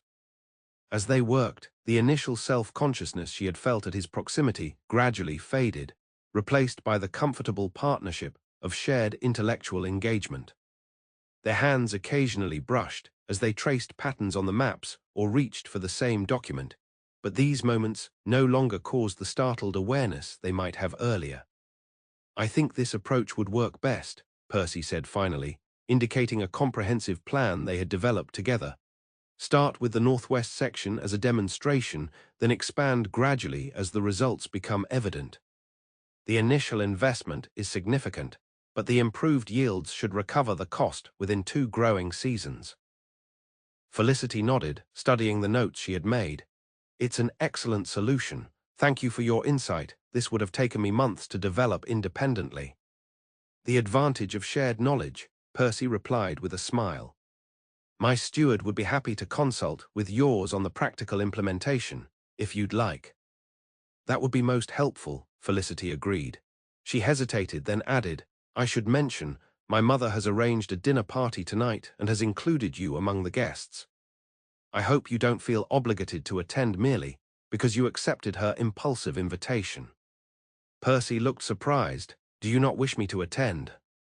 "No, that is," Felicity flushed, realizing how her words might have sounded. "I merely meant that my mother can be somewhat enthusiastic in her social arrangements. I wouldn't want you to feel pressured." His expression relaxed into understanding. "Ah, you're concerned she has matrimonial designs. I assure you I'm quite capable of navigating such waters without being swept away against my will."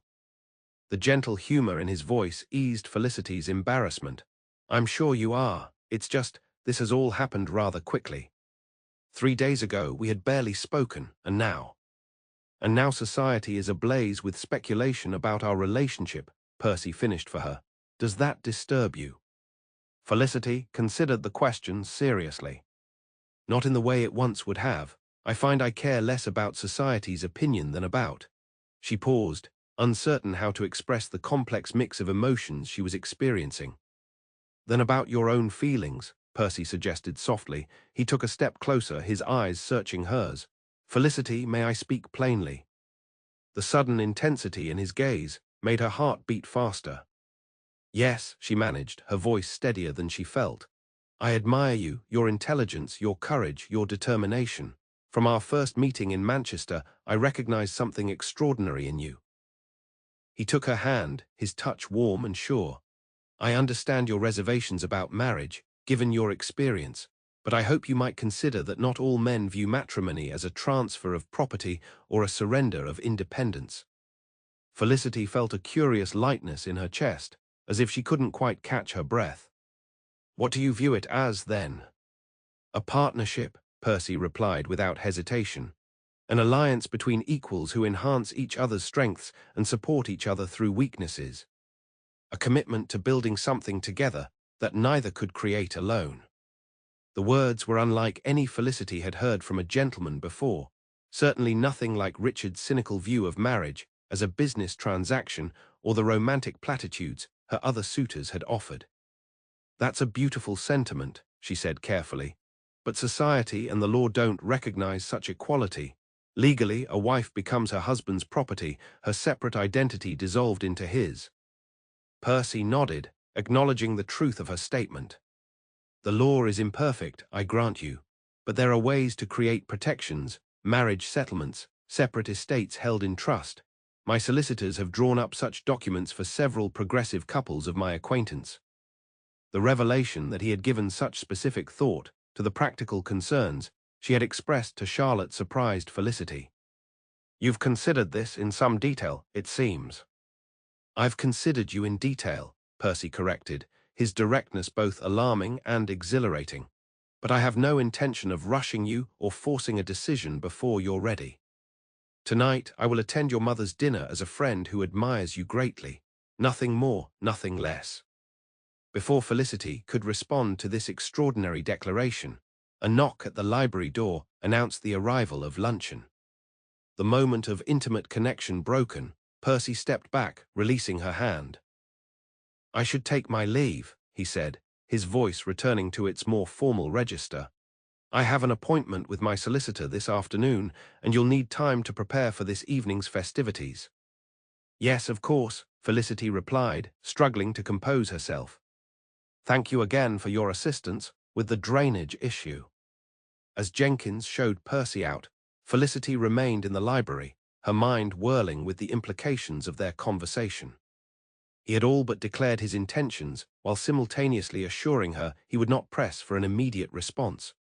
Most remarkably, he had addressed her central concern about marriage, the legal subjugation of wife to husband, with practical solutions rather than dismissing it as feminine hysteria or inappropriate business-mindedness, as most men would have done.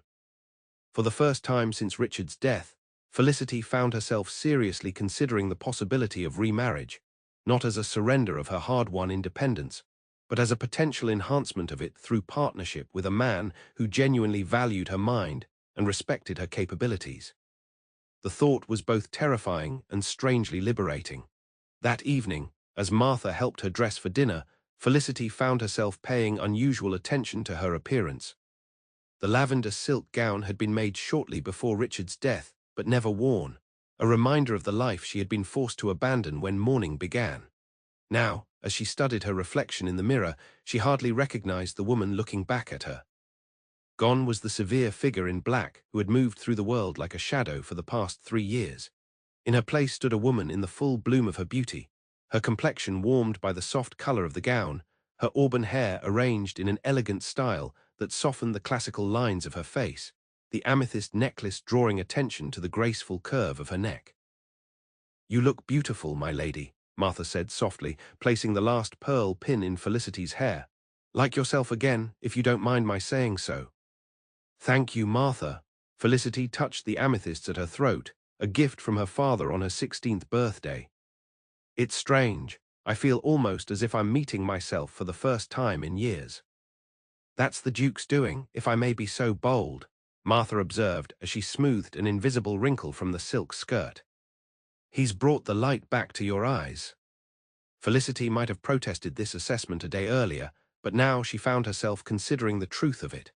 Percy had indeed awakened something in her that had been dormant since before Richard's death, not merely romantic interest, but a renewed engagement with life itself, a willingness to look forward rather than backward.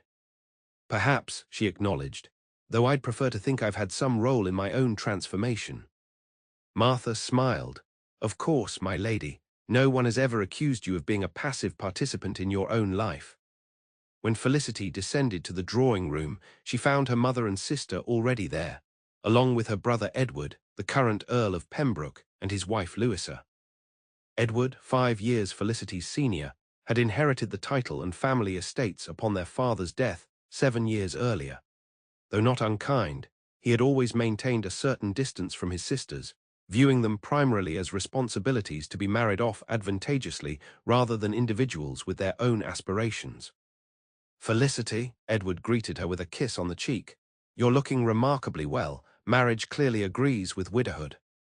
Thank you, Edward, Felicity replied, choosing to ignore the implicit criticism in his observation. How lovely to see you and Louisa. I didn't realize you were in London. We arrived yesterday for the parliamentary session, Louisa explained, embracing Felicity warmly. Your mother mentioned tonight's dinner, and we couldn't resist the opportunity to meet the Duke, who has apparently captured your attention after 3 years of determined spinsterhood. Not you as well, Felicity sighed. I assure you, the Duke and I are merely friends with shared interests in modern agricultural methods. Edward laughed skeptically. Agricultural methods, of course. I'm sure that's exactly what has all of London society buzzing about your sudden re-emergence from seclusion on his arm. Before Felicity could respond, Jenkins announced the arrival of Lord and Lady Montrose. Lord Montrose, a distinguished gentleman in his 60s with a passion for scientific innovation, had been a friend of their father's and was one of the few members of society whose opinion Felicity genuinely valued. His wife, though less intellectually inclined, was a kind-hearted woman who had always treated the Pembroke sisters with affectionate interest. Felicity, my dear, Lord Montrose greeted her warmly. How wonderful to see you looking so well. I understand you've been implementing some fascinating innovations on the Vandermere estates. I'd love to hear about them when there's an opportunity. I would be delighted to share my experiences, Felicity replied, grateful for his sincere interest in her work rather than her matrimonial prospects. The Harringtons arrived next, Lord and Lady Harrington, accompanied by their son, whose interest in Felicity had been so firmly rebuffed at Lady Westmoreland's ball. If he harbored any resentment over her subsequent association with the Duke, he concealed it admirably, greeting her with perfect courtesy and engaging Edward in a discussion of the upcoming parliamentary debates. Finally, Jenkins announced, His Grace, the Duke of Thornfield. As Percy entered the room, Felicity was struck anew by his commanding presence. His evening attire was impeccable but understated, the only concession to his rank a single diamond pin in his cravat, the same one he had worn to Lady Westmoreland's ball. His gaze moved immediately to Felicity, his expression warming visibly when he saw her. Lady Pembroke, thank you for your kind invitation, he said, bowing over her mother's hand before turning to greet the other guests. When he reached Felicity, he paused, his eyes taking in her appearance with evident appreciation. Lady Vandermere, you look radiant this evening. Thank you, Your Grace, she replied, acutely aware of the interested gazes of her family and their guests. I'm pleased you were able to join us. As the company moved toward the dining room, Lady Pembroke arranged the seating with transparent strategic intent, Percy at her right hand with Felicity beside him, effectively ensuring they would be able to converse throughout the meal. Edward, as the highest-ranking gentleman after the Duke, escorted Lady Montrose to his right, with the remaining guests distributed according to strict adherence to precedence. Once seated, Felicity found herself unexpectedly nervous in Percy's presence, their earlier intimate conversation in the library hanging unaddressed between them. He seemed to sense her discomfort and deliberately turned the conversation to neutral topics. "Lord Montrose, I understand you've been supporting the Royal Agricultural Society's experiments with steam-powered ploughing," he said, addressing the older gentleman across the table. "Have the results been promising?" Lord Montrose launched enthusiastically into a detailed description of the latest innovations, drawing Percy and Edward into a technical discussion that dominated the first course. Felicity, listening with genuine interest, gradually relaxed as the conversation remained safely within the realm of agricultural science rather than veering into more personal territory. During a brief lull, Lady Harrington addressed Felicity directly. "Lady Vandermere, I understand you drove in the park with His Grace yesterday. How delightful to see you participating in society again after your long seclusion." The pointed observation, delivered with a smile that did not reach the woman's eyes, was clearly intended to emphasize Felicity's previous rejection of Lady Harrington's son. Before Felicity could formulate a diplomatic response, Percy intervened smoothly. "I consider myself fortunate that Lady Vandermere agreed to accompany me," he said, his tone pleasant but firm. "Her insights on modern estate management have been invaluable to my own agricultural endeavors." "How unusual," Lady Harrington replied, her smile tightening. "Most gentlemen seek female companionship for more traditional qualities. Perhaps that is why most gentlemen's estates produce significantly lower yields than either mine or Lady Vandermere's," Percy suggested mildly, causing Lord Montrose to choke slightly on his wine as he suppressed a laugh. Felicity felt a warm surge of gratitude for Percy's defense, delivered without condescension or dramatic chivalry, but with the simple assertion that her knowledge was valuable in its own right. She caught his eye briefly, hoping her expression conveyed her appreciation. The conversation moved on to other topics, with Charlotte skillfully introducing lighter subjects that allowed the entire table to participate. By the time the dessert course arrived, Felicity had engaged in pleasant exchanges with all their guests and was feeling more at ease than she had anticipated. As the ladies prepared to withdraw, leaving the gentlemen to their port, Percy murmured quietly to Felicity, "Might I request a moment of private conversation later this evening? Perhaps in the conservatory?" Surprised but intrigued, Felicity nodded her agreement before following the other ladies to the drawing room.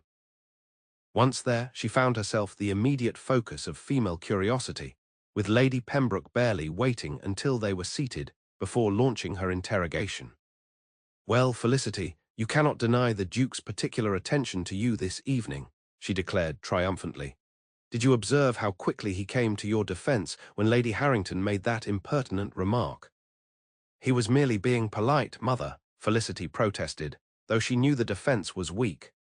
"Polite is acknowledging the comment and changing the subject," Charlotte pointed out. "The Duke quite deliberately put Lady Harrington in her place while simultaneously praising your accomplishments. That goes well beyond politeness." Lady Montrose, who had been watching this exchange with gentle amusement, patted Felicity's hand. "My dear, if I may offer an observation from someone with no personal stake in the matter, the Duke looks at you in a way that leaves little doubt of his admiration. It is rather refreshing to see, particularly from a gentleman usually so reserved in his manner." "Have you known His Grace long, Lady Montrose?" Felicity asked, attempting to redirect the conversation away from herself. "My husband has corresponded with him for several years regarding his agricultural innovations," Lady Montrose replied. "We were among the few people he maintained contact with during his time abroad. A brilliant mind, according to Montrose, though privately I always thought him rather lonely." This glimpse into Percy's life during the period following his betrayal by his fiancée and cousin intrigued Felicity. Lonely. But surely as a duke, he would have had ample company had he desired it. Company, perhaps, understanding, rarely. Lady Montrose's voice softened. When one's intellect outpaces those around them, true connection becomes precious and elusive. I believe that may be why he withdrew from society, not from wounded pride, as many assumed, but from the realization that few within his circle valued the qualities he himself held dear. The observation resonated deeply with Felicity's own experience. Had she not retreated from society for similar reasons, finding its superficial pleasures and calculated alliances empty compared to the satisfactions of meaningful work and genuine accomplishment? Before she could pursue this line of thought, the gentleman joined them, bringing the private conversation to an end. As the company redistributed themselves around the drawing room, Percy made his way to Felicity's side. "Would now be convenient for that moment of conversation?" he asked quietly. Felicity nodded, rising from her seat. "I believe the conservatory should be suitably private," she said, conscious of her mother's watchful gaze as they moved toward the glass doors at the far end of the drawing room. The Pembroke Conservatory was smaller than Lady Westmoreland's grand structure, but no less beautiful, filled with exotic plants collected by generations of the family. Gas lamps placed strategically among the foliage created pools of golden light that illuminated the narrow paths winding between the displays. A small fountain at the center provided both a focal point and a gentle background murmur that would ensure their conversation remained private. Once they were safely beyond the curious eyes of the drawing room, Percy turned to face Felicity, his expression more serious than it had been during dinner. "I must apologize for putting you in an awkward position this morning," he began. "My declaration was perhaps more direct than propriety would dictate." "There's no need for apology," Felicity assured him, touched by his consideration. "I value directness, as you know." Percy smiled slightly. "Yes, I believe that's one of many qualities we share." He paused, seeming to gather his thoughts. "Felicity, I have a proposition to make, one that I hope might address some of your concerns about marriage, while allowing us to explore whatever is developing between us." Intrigued despite herself, Felicity nodded for him to continue. "I would like to invite you to visit Thornfield Park," he said. "Not merely for an afternoon ride, as I suggested earlier, but for an extended stay, a week, perhaps more. Your mother and sister would be welcome as chaperones, of course, along with any other companions you deem necessary for propriety." The invitation was unexpected, but not unwelcome. "May I ask the purpose of such a visit?" "Several purposes," Percy replied. "First, I would like you to see the agricultural innovations we've discussed implemented on a large scale. Second, I believe spending time together away from London's scrutiny would allow us to better understand each other's character and values. And third," he hesitated, then continued with characteristic directness, "I want you to meet my solicitor, who could explain the legal protections we might establish should our relationship progress toward marriage." The final reason startled Felicity, with its practical consideration of her concerns. "You've given this considerable thought." "I have," Percy acknowledged. "Your independence is clearly precious to you, and rightly so.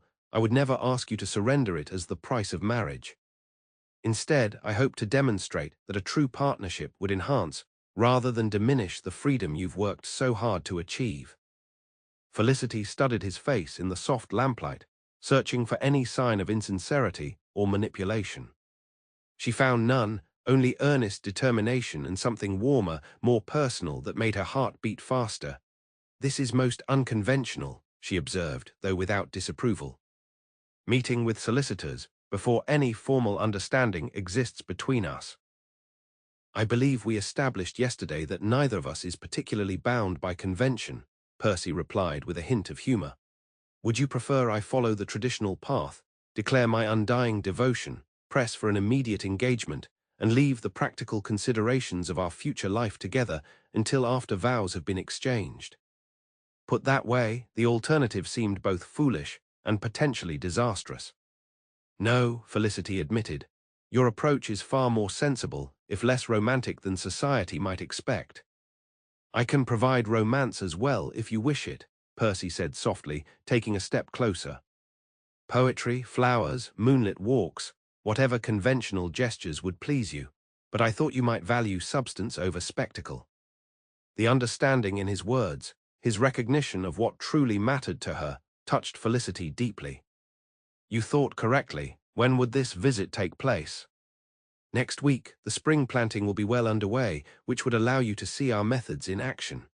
His use of our, rather than my, was not lost on Felicity, another subtle indication of his view of marriage as partnership rather than possession. I'll need to speak with my mother and sister, she said, after a moment's consideration, and make arrangements for the Vandermere estates in my absence. Of course, Percy's expression brightened with hope. Then you'll consider it. I'll do more than consider it, Felicity decided, surprising herself with the certainty she felt. I accept your invitation with gratitude for the thoughtfulness behind it. Percy's smile transformed his serious features, revealing the depth of feeling he usually kept carefully controlled. You've made me very happy, Felicity. For a brief, breathless moment, she thought he might kiss her, an action that would be highly improper given their location and the lack of any formal understanding between them. Instead, he took her hand and raised it to his lips, his eyes never leaving hers. Until next week, then, he said, his voice low and warm. As they returned to the drawing room, Felicity was conscious of a profound shift in her emotional landscape. For 3 years, she had defined herself by her independence, finding identity and purpose in the solitary management of her affairs. Now, unexpectedly, she found herself contemplating a different kind of life, one that included partnership without surrender, connection without subjugation. The prospect was as terrifying as it was exhilarating. The week leading up to the visit to Thornfield Park passed in a whirlwind of preparation. Lady Pembroke, overjoyed at the invitation and its implications, threw herself into planning appropriate wardrobes for both her daughters, while Charlotte alternated between teasing Felicity about her agricultural romance and offering genuinely helpful advice about navigating the complex emotions of opening oneself to love after heartbreak. Percy called twice more before their departure, once to finalize the arrangements for their journey and accommodations, and once, most surprisingly, to discuss specific concerns Felicity had regarding the management of her estates in her absence. I've taken the liberty of drafting a letter of authorization for your steward, he explained during this latter visit, presenting her with a document that had clearly been prepared by legal experts. It grants him limited decision-making authority within parameters you specify, while reserving all major determinations for your approval via correspondence. Felicity examined the document with growing appreciation for its careful balance between practical necessity and protection of her ultimate authority. This is remarkably thorough. Did you draft it yourself? With assistance from my solicitors, Percy admitted. I've used similar arrangements during my own absences abroad.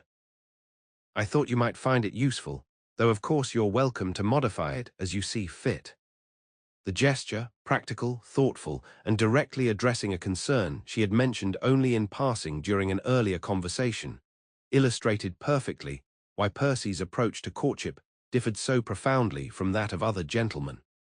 Rather than dismissing her responsibilities as unimportant or attempting to take control of them himself, he had provided tools to help her maintain her independence, even while exploring the possibility of a shared future. Thank you, Felicity said simply, touched beyond words by this evidence of his respect for her work. The morning of their departure dawned clear and mild, perfect weather for the journey to Thornfield Park, which lay approximately 30 miles north of London in Hertfordshire. Percy had sent his own travelling carriage for the ladies, a luxurious conveyance with well-sprung seats and large windows that would make the journey as comfortable as possible.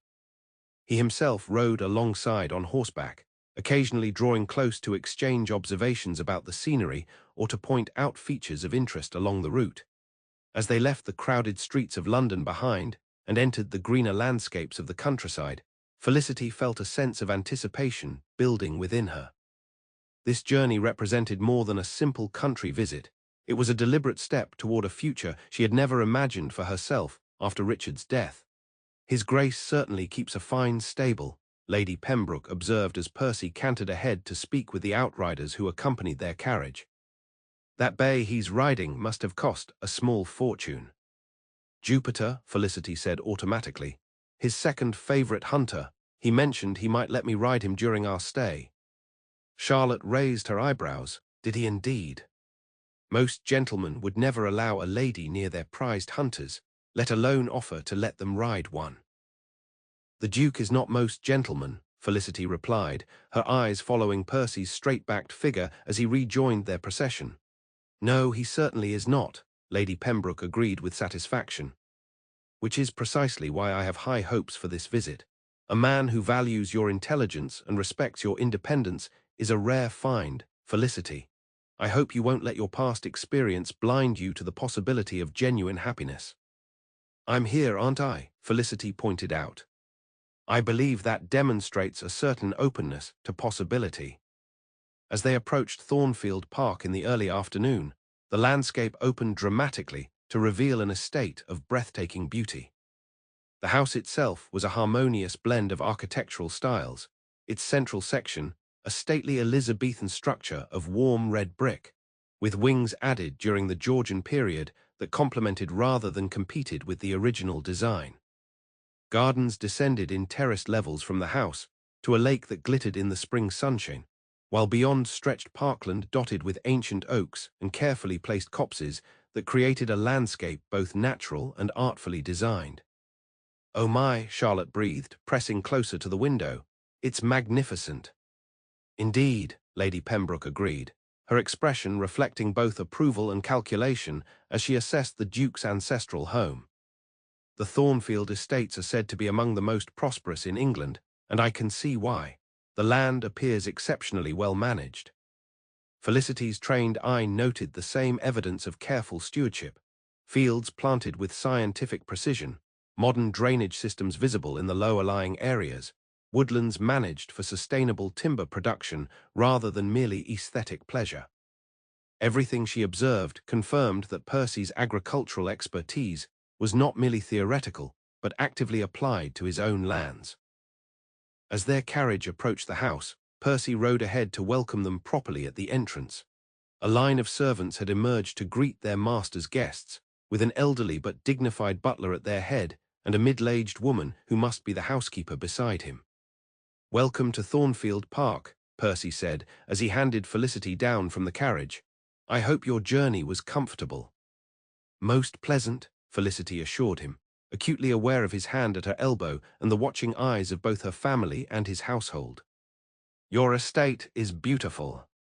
"Thank you. I'm eager to show you the improvements we've implemented over the past few years." His eyes held hers for a moment, longer than strict propriety would dictate, before he turned to assist Lady Pembroke and Charlotte. "Lady Pembroke, Miss Pembroke, welcome. I trust you'll find your accommodations satisfactory. Mrs. Winters, my housekeeper, has prepared the East Wing guest suites for your comfort." Mrs. Winters stepped forward with a curtsy. "Everything is ready, Your Grace. Tea will be served in the blue drawing room whenever the ladies wish to refresh themselves after their journey." "Excellent. Harrison will show you to your rooms," Percy said, indicating the butler. "Perhaps after you've rested and taken tea, Lady Vandermere might care to join me for a tour of the immediate grounds. The formal gardens are particularly fine this time of year." "I would like that very much," Felicity replied, recognizing the invitation as an opportunity for the private conversation they had been unable to have during the journey. As they followed Harrison into the house, Felicity found herself impressed by the interior of Thornfield Park. Unlike many great houses that sacrificed comfort for grandeur, Percy's ancestral home struck a perfect balance between magnificence and livability. The entrance hall, with its soaring ceiling and grand staircase, conveyed appropriate ducal dignity, but the furnishings were clearly selected for quality and comfort rather than mere ostentation. The East Wing guest suites proved equally thoughtful in their appointments. Felicity's room, a spacious chamber decorated in soft blues and creams, featured a writing desk positioned to take advantage of the excellent natural light from the large windows, a well-stocked bookshelf containing several agricultural journals among more traditional feminine reading material, and fresh flowers arranged in simple but elegant vases throughout the space. "Mrs. Winters thought you might appreciate these particular accommodations, my lady," her assigned lady's maid explained as she unpacked Felicity's trunks. "The view overlooks both the formal gardens and the home farm, which His Grace mentioned might interest you." The consideration behind this arrangement, selecting a room specifically to accommodate Felicity's known interests, rather than merely providing generic luxury, touched her deeply. It suggested that Percy had thought carefully about her comfort and had communicated her preferences to his staff, ensuring that even the smallest details of her visit would reflect his understanding of her character. After refreshing herself from the journey, Felicity joined her mother and sister in the blue drawing room, where tea had been laid out with a selection of delicate pastries and sandwiches. They had barely begun their repast when Percy joined them, having changed from his riding clothes into more appropriate afternoon attire. "I hope you find everything to your satisfaction," he said, accepting a cup of tea from Lady Pembroke. "My mother regrets she could not be here to welcome you personally, but she expects to join us tomorrow. She's currently visiting my aunt in Cambridge, but sends her warmest regards." "How kind," Lady Pembroke replied. "We look forward to making her acquaintance. The Duchess is well, I trust." "Quite well, thank you, though she insists on calling herself the Dowager Duchess despite my having been the Duke for nearly 10 years. Percy's smile held affectionate exasperation. "She claims the title makes her sound ancient, which offends her sensibilities."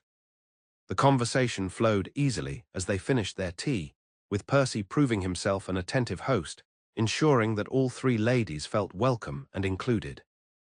Once the refreshments had been consumed, he turned to Felicity with a questioning glance. "Would you care to see the gardens now, Lady Vandermere? The light is particularly favorable at this hour." "I would like that very much," Felicity replied, rising from her seat. Lady Pembroke made a token protest about chaperonage, quickly silenced by Percy's assurance that they would remain within sight of the house, and that Mrs. Winters would be happy to accompany them if she felt it necessary. Satisfied, or pretending to be, with this concession to propriety, Lady Pembroke waved them off with instructions not to overtire themselves before dinner. As they descended the terrace steps to the first level of the formal gardens, Percy offered Felicity his arm. "I hope you'll forgive the transparent excuse to speak with you privately," he said, with a rueful smile. "The gardens are indeed beautiful, but my primary motivation was to ensure we had a moment alone before the evening's formalities." "No forgiveness necessary," Felicity assured him, acutely aware of his proximity as her hand rested on his arm. "I've been hoping for the same opportunity." They walked in companionable silence for a few moments, following a gravel path that wound between carefully manicured hedges and springtime blooms. When they reached a small fountain set in a circular clearing, Percy guided her to a stone bench positioned to overlook both the water feature and the sweeping vista of the estate beyond. "I wanted to explain my plans for your visit," he said once they were seated. "Tomorrow morning, if it's agreeable to you, I thought we might tour the home farm and the experimental fields where we've been implementing the drainage and rotation systems we discussed. In the afternoon, my solicitor will arrive from London to meet with you, privately, if you prefer, to discuss the legal protections I mentioned." Felicity was touched by his careful organization of their time together and his continued emphasis on addressing her practical concerns. "That sounds perfect, though I confess I'm curious about one aspect of these arrangements." "Oh," Percy turned slightly to face her more directly. "What troubles you?" "Not troubles, exactly. But I wonder, it's rather unusual to involve solicitors before any formal understanding exists between us. Most would consider it presumptuous, perhaps even mercenary." Percy considered this for a moment before responding. "Perhaps it would be if our circumstances were different, but you've been candid about your concerns regarding marriage and the legal subjugation it typically entails. I see no purpose in pressing for an emotional commitment without first addressing the practical impediments to such a connection." His logic was impeccable, yet Felicity sensed there was more he wasn't expressing. And if the legal arrangements prove satisfactory, what then? The directness of her question brought a spark of something intense to Percy's eyes. "Then, Felicity, I would hope to court you properly, with your full knowledge of both my intentions and the practical protections that would preserve your independence should you eventually accept my suit." "You've thought of everything," Felicity observed, not entirely certain whether to be impressed or unnerved by his thoroughness. "Not everything," Percy admitted with unexpected humility. "I cannot predict your heart, nor would I presume to." I can only ensure that practical considerations don't become obstacles to whatever feelings might develop between us." The honesty of this confession, acknowledging both his careful planning and the limits of his control, reassured Felicity more than any eloquent declaration might have done. Percy was neither attempting to manipulate her emotions nor pretending that practical matters were irrelevant to their potential future. Instead, he was creating space for genuine feeling to grow, unimpeded by the fears that had kept her isolated for so long. "Thank you," she said simply, "for understanding what matters to me and addressing it so directly." Percy's smile was warm with something more than mere courtesy. "Understanding what matters to those we care about is the foundation of any meaningful connection, I believe." The use of care, rather than stronger language, was deliberate, Felicity knew, another example of his careful calibration of their developing relationship. He was neither presuming too much nor offering too little, but creating a path they might walk together at a pace that respected her caution. As they continued their tour of the gardens, the conversation shifted to lighter topics: the history of Thornfield Park, the specific varieties of plants in the formal beds, plans for the upcoming summer season. Yet beneath this casual exchange, Felicity was acutely aware of a deeper current, a growing connection that transcended mere shared interests or social compatibility. By the time they returned to the house to prepare for dinner, Felicity found herself anticipating the following day's activities with an eagerness that surprised her. Not just the tour of the agricultural improvements, which genuinely interested her professional curiosity, but also the meeting with the solicitor, a practical step toward a future she had never imagined possible after the disillusionment of her first marriage. Dinner that evening was a relatively informal affair, with only the Pembroke ladies and Percy at the table. The conversation flowed easily from topic to topic, with Charlotte and Lady Pembroke contributing their observations about the estate and asking questions about the local community. Percy proved a gracious host, ensuring that all three women felt included in the discussion while paying particular attention to Felicity's comments and questions. As they retired for the evening, Felicity found herself reflecting on the subtle differences between Percy's behavior and that of other gentlemen she had known. Where Richard had dominated conversations, speaking over her and dismissing her contributions, Percy actively sought her opinions and listened attentively to her responses. Where her other suitors had either treated her as a delicate ornament to be protected or expressed uncomfortable surprise at her intellectual interests, Percy engaged with her as an equal, neither condescending to her understanding nor finding it unfeminine or inappropriate. Most striking of all was his evident comfort with her independence. Rather than seeing her self-sufficiency as a challenge to be overcome or a flaw to be corrected, he appeared to value it as an essential aspect of her character, one to be preserved and supported rather than subdued or eliminated. As Martha helped her prepare for bed, Felicity found herself more relaxed and hopeful than she had felt in years. Whatever tomorrow might bring, whatever decisions she might eventually make regarding Percy and the future he was offering, she was grateful for the gift he had already given her. The freedom to consider possibilities she had believed forever closed to her after Richard's betrayal. The morning dawned clear and bright, perfect weather for the planned tour of the estate's agricultural innovations. Felicity dressed with care, in a practical walking ensemble that would allow her to move freely through the fields and farm buildings while still maintaining appropriate feminine dignity. After a light breakfast with her mother and sister, she joined Percy in the entrance hall, where he waited with a sturdy walking stick and a folder of documents. "Good morning," he greeted her with a warm smile. "I hope you slept well." "Very well, thank you," Felicity replied, returning his smile. "Your home is most comfortable." "I'm pleased to hear it." Percy offered his arm as they exited the house. "I've arranged for us to begin at the experimental fields, where we've been implementing the drainage system similar to what we discussed for your western acres. My land steward, Mr. Griffiths, will meet us there to explain the technical aspects of the implementation." As they walked through the park toward the home farm, Felicity was struck by the evident care with which every aspect of the estate was maintained. Unlike many aristocratic properties, where ornamental features received attention while productive areas were neglected, Thornfield Park showed consistent management throughout. from the manicured gardens near the house to the well-maintained tenant cottages and carefully planned field systems beyond. "Your estate reflects your philosophy," she observed as they passed a recently planted orchard where young trees stood in mathematically precise rows. Beauty and productivity in harmony, rather than at odds with one another. Percy glanced at her with pleased surprise. "That's exactly my intention, though few visitors notice it. Most see either the aesthetic elements or the practical ones, rarely both together. Perhaps because most people view the world through a single lens, either practical utility or ornamental pleasure, rarely both simultaneously." "And you?" Percy asked, his tone curious rather than challenging. "I believe true excellence requires both," Felicity replied after considering the question. "A farm can be productive without being beautiful, certainly. But when productivity is enhanced by thoughtful design, when utility and aesthetics reinforce rather than compromise each other, something extraordinary emerges." Percy's smile deepened with evident approval.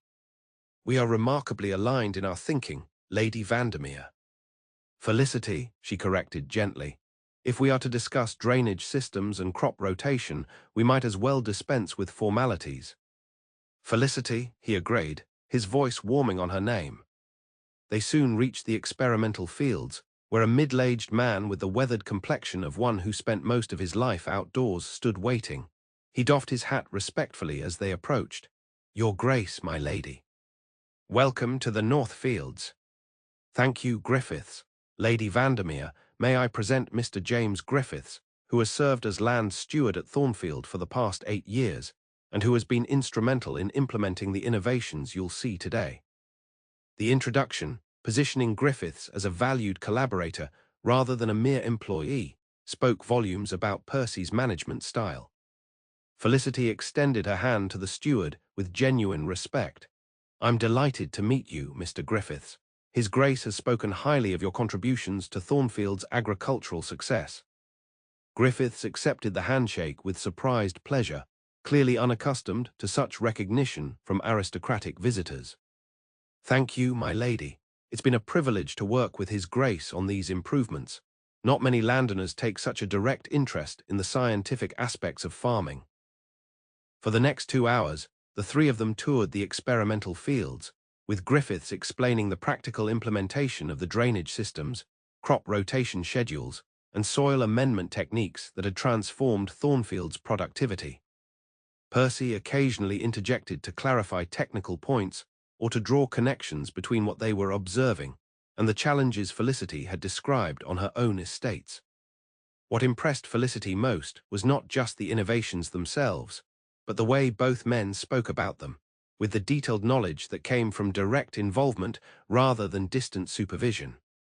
It was clear that Percy didn't merely approve plans from an office, but regularly walked these fields, discussed options with his steward, and participated in decisions at every level.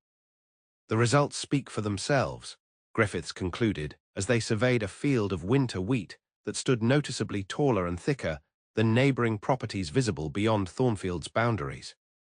"Yields up 30% over 5 years, soil quality improving rather than depleting, and resistance to adverse weather conditions significantly enhanced." "Remarkable," Felicity said sincerely. "And how did the tenant farmers respond to these changes?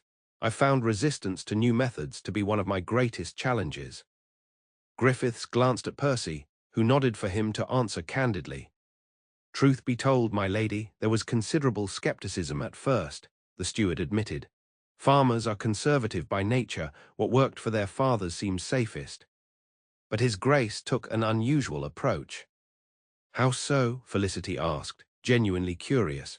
"He started with the home farm, land directly under the estate's management, and demonstrated results before asking tenants to adopt the methods," Griffiths explained. "Then he offered to cover any losses if the new approaches failed, while allowing farmers to keep the full benefit of increased yields if they succeeded." "Removing the risk while preserving the reward," Felicity observed with approval. "Clever." "Economic self-interest is a powerful motivator," Percy said with a slight smile. "More effective than ducal decrees or scientific lectures, however well-intentioned." After completing their tour of the fields, they proceeded to the home farm, where modern buildings housed livestock bred for specific characteristics and machinery designed to increase efficiency while reducing physical strain on workers. Throughout the tour, Felicity asked detailed questions that revealed her own expertise, earning evident respect from Griffiths and approving glances from Percy. As they walked back toward the house for luncheon, Griffiths having remained behind to attend to his duties, Percy turned to Felicity with a questioning expression. "Well, what do you think of our modest efforts?" "Modest?" Felicity laughed. "There's nothing modest about what you've accomplished here, Percy. The integration of scientific principles with practical application is the most comprehensive I've seen. I'm genuinely impressed, and already considering how several of your approaches might be adapted for the Vandermere properties." The pleasure her praise evoked was evident in his expression. "Nothing would please me more than to know our work here has benefited your estates as well. Perhaps Griffiths might consult with your steward occasionally. The exchange of ideas often yields insights neither would develop independently." "I would welcome such collaboration," Felicity agreed, touched by his generosity in offering his steward's expertise without hesitation or condition. As they neared the house, Percy's expression grew more serious. "My solicitor, Mr. Hargreaves, will arrive after luncheon. Would you prefer to meet with him privately, or would you be comfortable with my presence during the discussion?" The question represented another choice, another instance where Percy deliberately created space for her preferences rather than assuming control. Felicity considered carefully before responding. "I think your presence would be helpful, actually. You understand both the legal considerations and my specific concerns, and could help clarify any points of confusion." Percy nodded, visible relief in his expression. "Thank you for your trust. I promise it's not misplaced." After a light luncheon with Lady Pembroke and Charlotte, during which Percy described some of the agricultural innovations they had observed that morning, Felicity followed him to the library, where Mr. Hargreaves awaited them. The solicitor was a grave, scholarly-looking gentleman of about 50, with intelligent eyes behind spectacles and a manner that inspired immediate confidence. "Lady Vandermere, a pleasure to meet you," he said, bowing over her hand. "His Grace speaks most highly of your business acumen and estate management expertise." "Thank you, Mr. Hargreaves. I understand you've prepared some information regarding legal protections for married women's property." "Indeed, my lady." The solicitor gestured to a collection of documents spread across the library table. "If you'll be seated, I'll explain the options available under current law and some more innovative arrangements that, while less common, have proven effective in protecting a wife's interests within marriage." For the next hour, Hargreaves detailed various legal mechanisms that could be employed to safeguard Felicity's control over her estates and income even after marriage. Some were relatively standard, marriage settlements that specified certain properties or investments as a separate estate, not subject to her husband's control. Others were more creative, trust arrangements, business partnerships, and proxy voting structures that would preserve her decision-making authority while providing the legal protections of married status. Throughout the presentation, Percy remained largely silent, allowing the solicitor to explain the options without attempting to influence Felicity's reception of them. When he did speak, it was to ask clarifying questions or to suggest additional protections that might address specific concerns Felicity had expressed during their previous conversations. "The key limitation," Hargreaves concluded, "is that any arrangement must be established before marriage.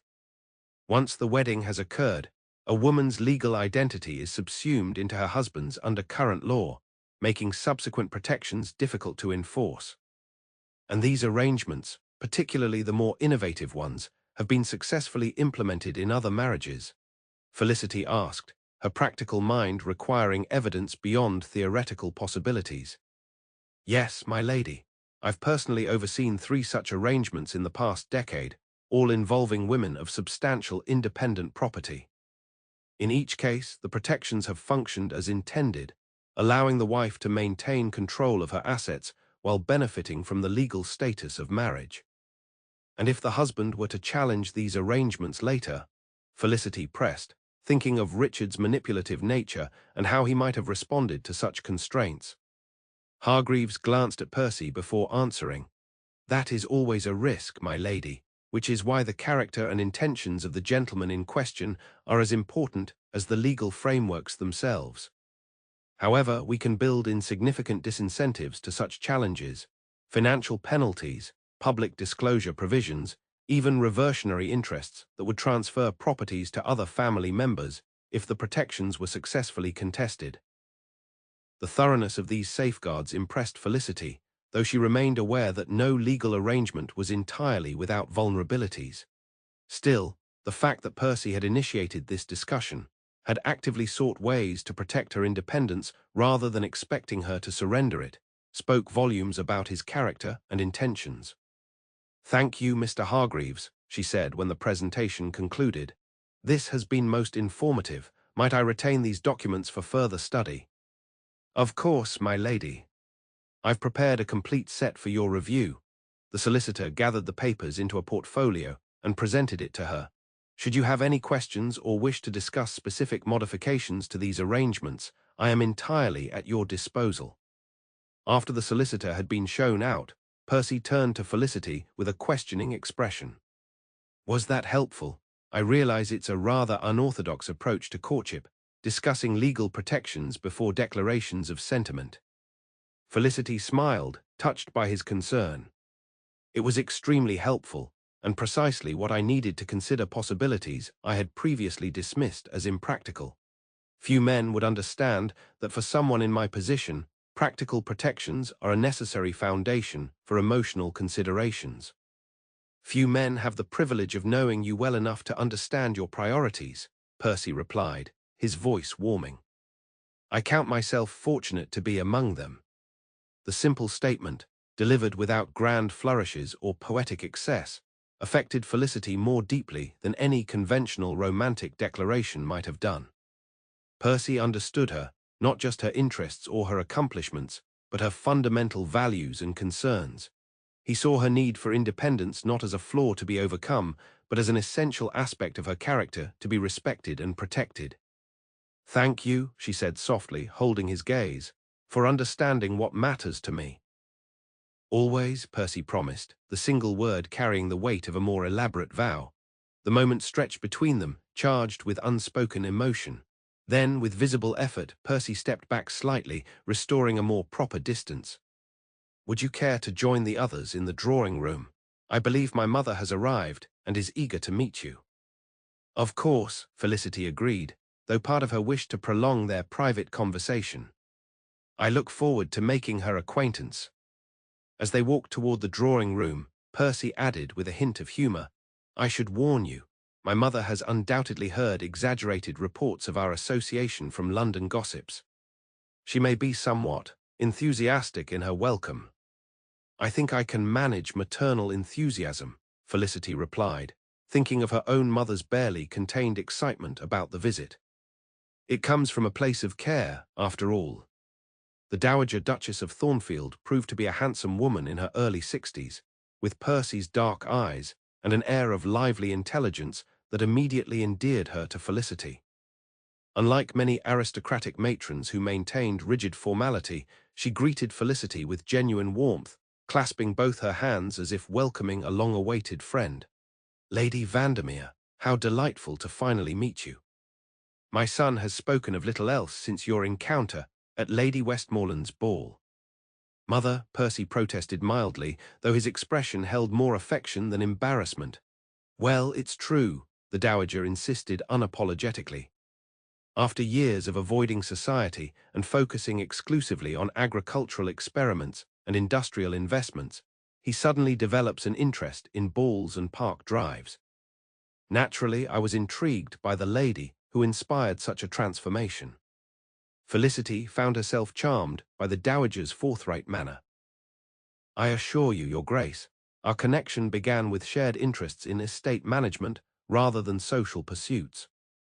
So Percy explained, though I confess I was skeptical until Lady Montrose confirmed your reputation as a most accomplished estate manager. The Dowager's eyes twinkled with humor. A shared passion for crop rotation seems an unusual foundation for romantic attachment, but perhaps more sustainable than the superficial considerations that typically bring couples together. The remainder of the afternoon passed pleasantly, with the dowager proving herself an engaging conversationalist who moved easily from serious topics to light-hearted observations. Felicity found herself increasingly comfortable in the informal family atmosphere, so different from the stilted formality she had experienced during visits to Richard's family home during their marriage. As they dressed for dinner that evening, a more formal affair than the previous night, with several neighboring families invited to meet the Pembroke ladies, Martha commented on Felicity's improved spirits. "If I may say so, my lady, you seem more yourself than I've seen in years. There's a lightness about you that's been missing since before Lord Vandermere's passing." Felicity paused, considering this observation as Martha arranged her hair. "I feel awakened somehow, as if parts of myself that I had carefully packed away have been rediscovered." "It's the Duke's doing," Martha said confidently, as she secured a pearl comb in Felicity's auburn waves. "Though you won't thank me for saying so, I expect." "Not entirely his doing," Felicity corrected gently, "but his understanding has created space for me to reconsider possibilities I had dismissed." "There's a difference." "As you say, my lady," Martha agreed, though her knowing smile suggested she had her own opinion on the matter. Dinner that evening introduced Felicity to several of the neighboring families, all of whom received her with the particular interest reserved for a lady being openly courted by the most eligible gentleman in the county. The dowager had seated Felicity at Percy's right hand, with Charlotte beside her and Lady Pembroke at the opposite end of the table beside the local magistrate, Sir William Blackwood. Throughout the meal, Percy attended to Felicity with quiet consideration, ensuring she was introduced properly to each guest and drawing her into conversations where her knowledge or interests might find engagement. Unlike Richard, who had often ignored her at social gatherings or, worse, deliberately undermined her attempts to participate in substantive discussions, Percy created opportunities for her to shine, subtly highlighting her intelligence and accomplishments to their guests. After dinner, when the ladies withdrew to the drawing room, leaving the gentlemen to their port, Felicity found herself the center of curious, but largely friendly attention from the neighboring women. "Lady Vandermere, I understand you've implemented some revolutionary drainage systems on your estates in Essex," Lady Blackwood remarked. "My husband has been considering similar improvements, but hesitates due to the initial expense. Have you found the investment worthwhile?" Surprised and pleased by this serious inquiry, rather than the matrimonial speculation she